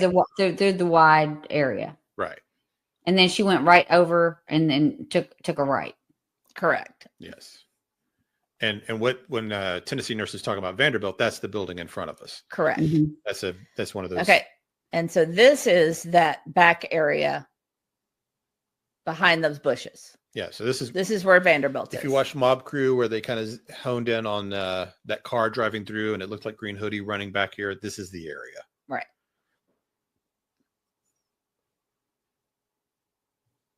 And I'll say people did park back there because it was so busy. Yes. So that Okay, guys. So, people did park back there because it was busy. There is said to have been cameras that were maybe possibly pointing in that direction from Vanderbilt, right? It looks like there was a location there right in that plaza. So, we see the yellow coat guy. He appears to talk to a lot of people. He's all around the restaurant. And then he is seen walking off. And right before he leaves the camera view, he does check the phone again. So that was, that is what it is there. He seemingly leaves empty-handed, right? Again, there's still some heavy speculation there. And I really can't even make heads or tails of it, because there very well could be more footage of him coming back. Maybe he went to wait in the car and then he came back up, or maybe somebody perhaps brought him the food, but I don't know. It doesn't appear that way at this point. I still kind of stand on it being odd. But I'm going to look more into it. Almost for 2 minutes, the Green Hoodie stood there, right? And we see she came through. We see like the very odd way that she went, but what's more odd is seeing how narrow it would have been, right? Because there's barely enough for you to open a door and kind of, squeeze in. And again, I'm hung up right there, because it's like, why would you squeeze in between a small little space when there's a whole other area that you could walk through? And I'm not a small lady either, so let's get it straight. But that lady isn't either, and getting through that area is challenging, right? Plus Katie's not a paper thin person either, right? So I mean, now two very, very thin people I still think would have trouble getting through that very narrow way. I just do, and it's odd. It's very odd, but that kind of put it into perspective for me. And then also waiting 2 minutes by the car with, if you have to use the bathroom, that is something that, again, does not fit the norm, that it wouldn't fit the natural narrative that, Green Hoodie, if I'm Green Hoodie and I have to use the bathroom and, you know, oh gosh, it's busy over here, and, you know, whoop, I'm going to go park over here, and then I'm going to go through the bushes, you know, which is odd, but she's not hurrying up. She's taking her time. She's waiting by the car. She makes sure to encounter Katie somehow, and then, you know, she walks away annoyed, and she's doing one of these, right? It's just, again, it just doesn't add up. And I know people are sick of the Texas Roadhouse video. I know people are like, it's a lot, you know, and we talked about it a lot, but I just still see the value because it just kind of, you know, Mr. Golden Banana, Tony Fire. It's just odd, right? It's just odd that they would go that way, you know? Okay, I will. Yeah, I will try to play it, the role. Okay. Texas Roadhouse part. Okay, I will, Detroit. Thank you. That is just, it's so disheartening.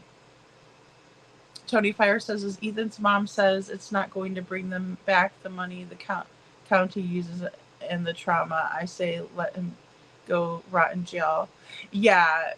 A lot of the parents, Tony, when it comes to the Idaho 4, were upset because they were like, I didn't want, you know, we said no to the deal. But you know, it's about saving the money. It is. And I hope he does rot. I hope he gets as much time as they can give him without, you know, the DP.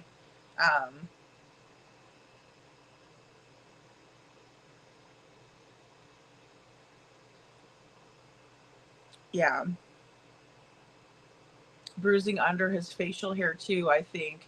Don't forget CP's Shiner and F on F and F's.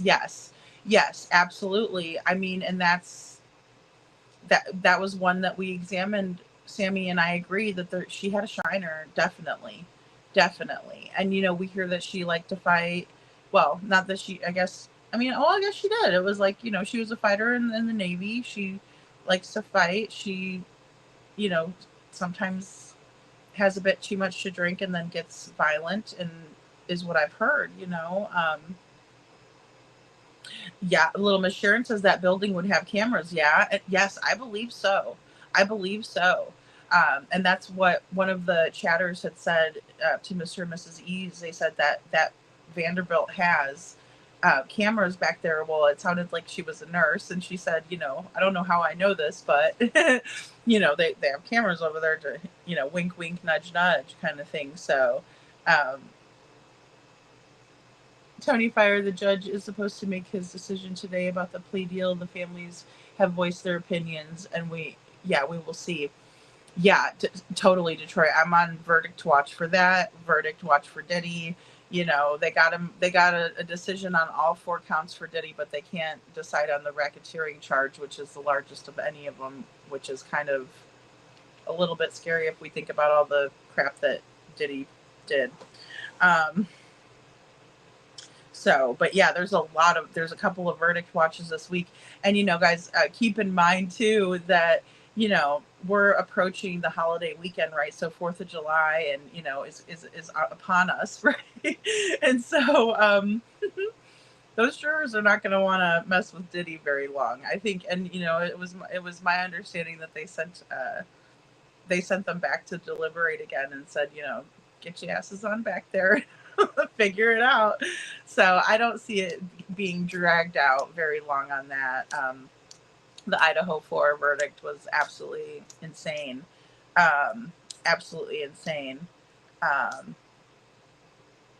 Yeah. All right, guys, I want to show you one more because I think I heard someone's alarm going off. So you just give me 1 second. I'm just going to show you this last one. Now, this is really important because this is where it's going to show you show us all how there's fencing all around this area, right, of this like big shopping center to kind of keep people at bay, right? Like, so people, panhandlers and stuff, it makes it more difficult for them to get in. It's only one way in and out of the shopping center, and we'll see that here. And this is going around the building, and this is the part that gets me. So this this is the Vanderbilt part, but the other side. So if you went on the other side of the building, that's where Texas Roadhouse is. And what we're trying to show is that That would have been closed on Sunday. why is this person over here? right? Like they wouldn't have been at Vanderbilt. The only thing that would have been open at this time on a Sunday is right here in Pie. And Who- it's a easy place to go in and out of the restroom. Yeah, and Right? you wouldn't be on the backside really for any reason unless you were parking to go to, unless you worked there Or you're going there. or you were, like employees park back there. And not only that, and I don't know if I show it in here, but to the left in another complex, not far, just a Yeah. hop, skip, and a jump away, is a Starbucks. Yeah. That has no problems with you using their restrooms. Right. And then about a block, maybe a block away, is a gas station. Well, and you got to think how you have to go completely through the restaurant and across the dining room to get to the restroom in Texas Roadhouse. So it's like it's not an easy thing to do. And it's probably one of the most crowded restaurants. So Kim- why would you want to go somewhere like that just to go to a restroom? Right. Kim V says you can actually enter in Pie from the rear. I did not realize that. I didn't. Yes, I have seen that before. But if she was at NY Pie, why didn't she just go to the bathroom at NY Pie? Right. Right. Why did she leave there to go to Texas Roadhouse bathroom? It's I mean, strange. It's strange. So it's we Oh, someone says, what's over there behind the bushes? Are there homeless people over there? No. no, this is the next part we're going to show. Yeah. So This entire go ahead. go ahead. No, sorry. I'm fired up. You go. Oh, well, what Mrs. Z is saying, we're going to show that the entire property is fenced in.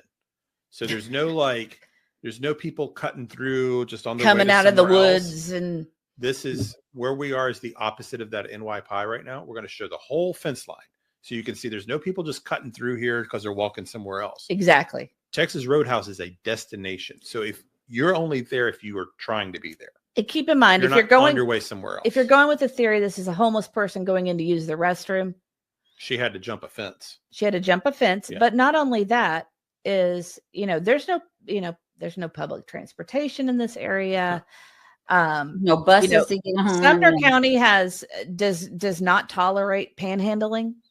No, you very rarely see that. It's just it's not a I don't know, homeless friendly place, I guess. You see it in Nashville a lot. You do not see it in You Henderson. do not.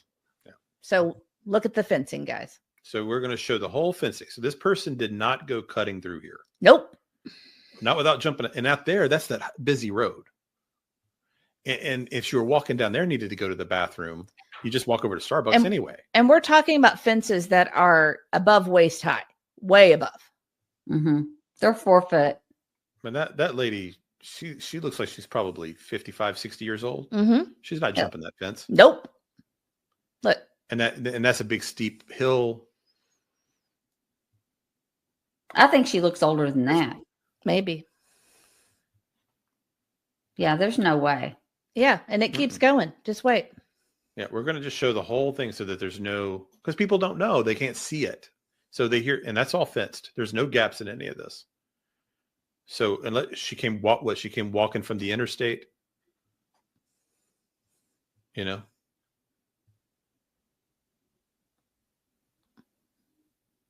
Are we at the Texas Roadhouse part now, I think?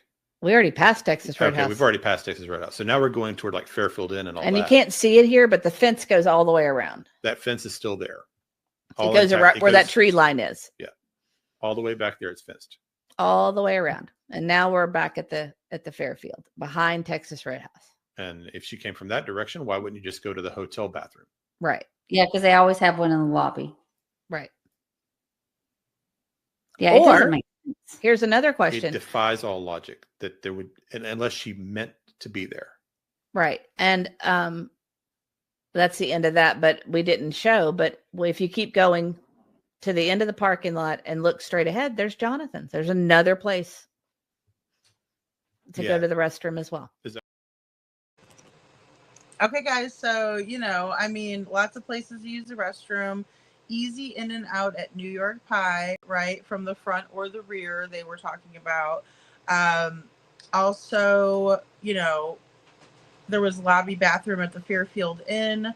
There was also, a bathroom that they could have used at the Starbucks, right? And there was a gas station a block away. It was really odd that it was completely fenced in the whole entire way. And, there's an interstate nearby. And so maybe it's keeping everybody safe that's around in that area. So patrons of any of that would feel comfortable. Say there was people in the woods, like we saw our very own Sammy G had posted there. I was editing so quick and adding it in, I didn't even notice that, Sammy. But, so if there was people like kind of living out in the woods, it wouldn't be easy access for them to kind of come up and panhandle because, Mr. and Mrs. E, they're local, and they were saying, hey, they don't like panhandling, obviously, hence the fence, right, that they put up specifically to keep people out of the area, who didn't really belong in there, right, or who didn't drive in themselves, things like that. And they said that, they don't have those issues. They're not like what we saw in Nashville, whoever was following the Riley Strain case. I mean, there were people living, up on the, a downward hill from the river on the Cumberland and, right there in Nashville, in downtown Nashville. So, but they said it's not like that there. So, well, guys, I hate to cut this short, but I do have to hop off of here. And, I so appreciate you guys going over this with me. I'm going to do some more research on Tommy, which, of course, I'm not going to bother him, or anything like that. I just want to look at the facial features and do some analyzing myself and just kind of, get a little bit more information. Because, I mean, at this point, I can't rule anything out. I got to be honest. And, if you guys have any ideas, or if you do like a, side by side or something, and you say, oh, I don't know about this or whatever, or hey, Lady Freedom, check this out. Definitely email it over to me and just title it Yellow Jacket, and I'll get to those quickly. Again, my poor email is just kind of overflowing. But I still think it's important to kind of examine this, and then we're going to kind of get into more topics tomorrow. So we kind of went over, February 25th, what could have happened, at the Texas Roadhouse and afterwards. And then tomorrow we're going to kind of get back into the 26th and start from there and, kind of analyze the day's events and what people have said. And so, I think it's important, I think it's important for us to do that. Detroit, remember Sebastian loved and adored animals. SI officer.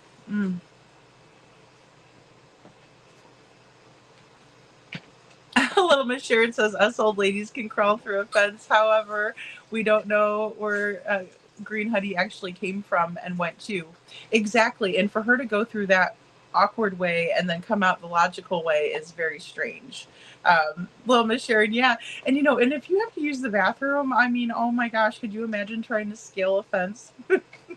I would definitely hit up a Starbucks. So, or go somewhere in the woods or something. I don't know. I probably would have just popped a squat at that point. But bye, Tony Fire. Thank you so much for being here, you guys. Thank you so much. And we're gonna get into more of it tomorrow, guys. So let me know if you have anything for me, to discuss or to add to that. But yeah, I just kind of want to go back into the 26th, and that's when Sebastian, was reported missing. And then there was a lot of events that day that even were gone over again. Sorry, guys, that's the Keurig. I don't have a commode right now that I'm using or anything. But so, but yes, everybody stay safe out there. And let's keep the conversation rolling about Sebastian. The key point today was there was a major buzz about Sebastian, and I love that. And we need to keep it going because he's not been found yet. And we know what happens when these cases, we cannot let them get cold. We cannot let the cases get cold. Even Summer Wells, 4 years later, we still have to talk about her, right? She hasn't been found. Even little Harmony, man, she's gotten a little bit of justice. Her dad's in, prison. Another thing I wanted to say really quick before I hop off of here, guys, I talked about Daniela Mendiola. And I just wanted to say really quick that I read a disturbing post from Chronicles of Olivia today that said that while they were in the courtroom pleading with the judge for a stiffer sentence, they were only he was only supposed to get 5 years, but instead the judge turned around and gave him a slap on the wrist, and that is Joshua Brown in North Carolina, Liberty, North Carolina. Um, it is in Alamance County, and as I say here, justice denied. My life means nothing. Excuse me, in Alamance County. The first background that I did says 5 years is not enough for my life. It's just not. Daniela Mendiola is forever 17. She was run down in a vehicle and left in a ditch for 43 minutes to die. And the guy was given a slap on the wrist. I heard that when they were pleading for a stiffer sentence, the family members of Joshua Brown were mocking the family members of Daniela in the courtroom. And, you know, it's awful how nasty people can be. And she deserved to get justice. And that did not happen. And not even a little bit of accountability, in my opinion, was administered by the judge. And, you know, that's very unfortunate. That's very unfortunate. But I just wanted to finish that with that tonight and kind of update you guys with what Olivia said. And I will go ahead and post that on my community page. I think I might have shared it out. But again, just disappointing and absolutely a miscarriage of justice, in my opinion. If you didn't get a chance to check out my video, definitely go watch it. But it talks about the case and what happened, and it also shows Daniela's father out there protesting and telling his side of the story. Chronicles of Olivia has some amazing footage. Same with Bullhorn Betty. But you know, I hope the family sues the pants off the county, and you know, that's my wish. And then, unfortunately, in a case like this, we're just going to have to let the Lord take care of it, and hope that you know, we get to see some karma, and hopefully someone else doesn't get hurt, because I mean, this guy likes to get stoned to the bone, and he likes to go out and drive around at 100 miles an hour because he thinks he's still, you know, 20 years old. So Daniela didn't even get to make it that far, you know. But all right, guys, well, that's all for tonight. Thank you so much for being here with me late night, and I really appreciate all of you. You all have a wonderful rest of your day, and thank you.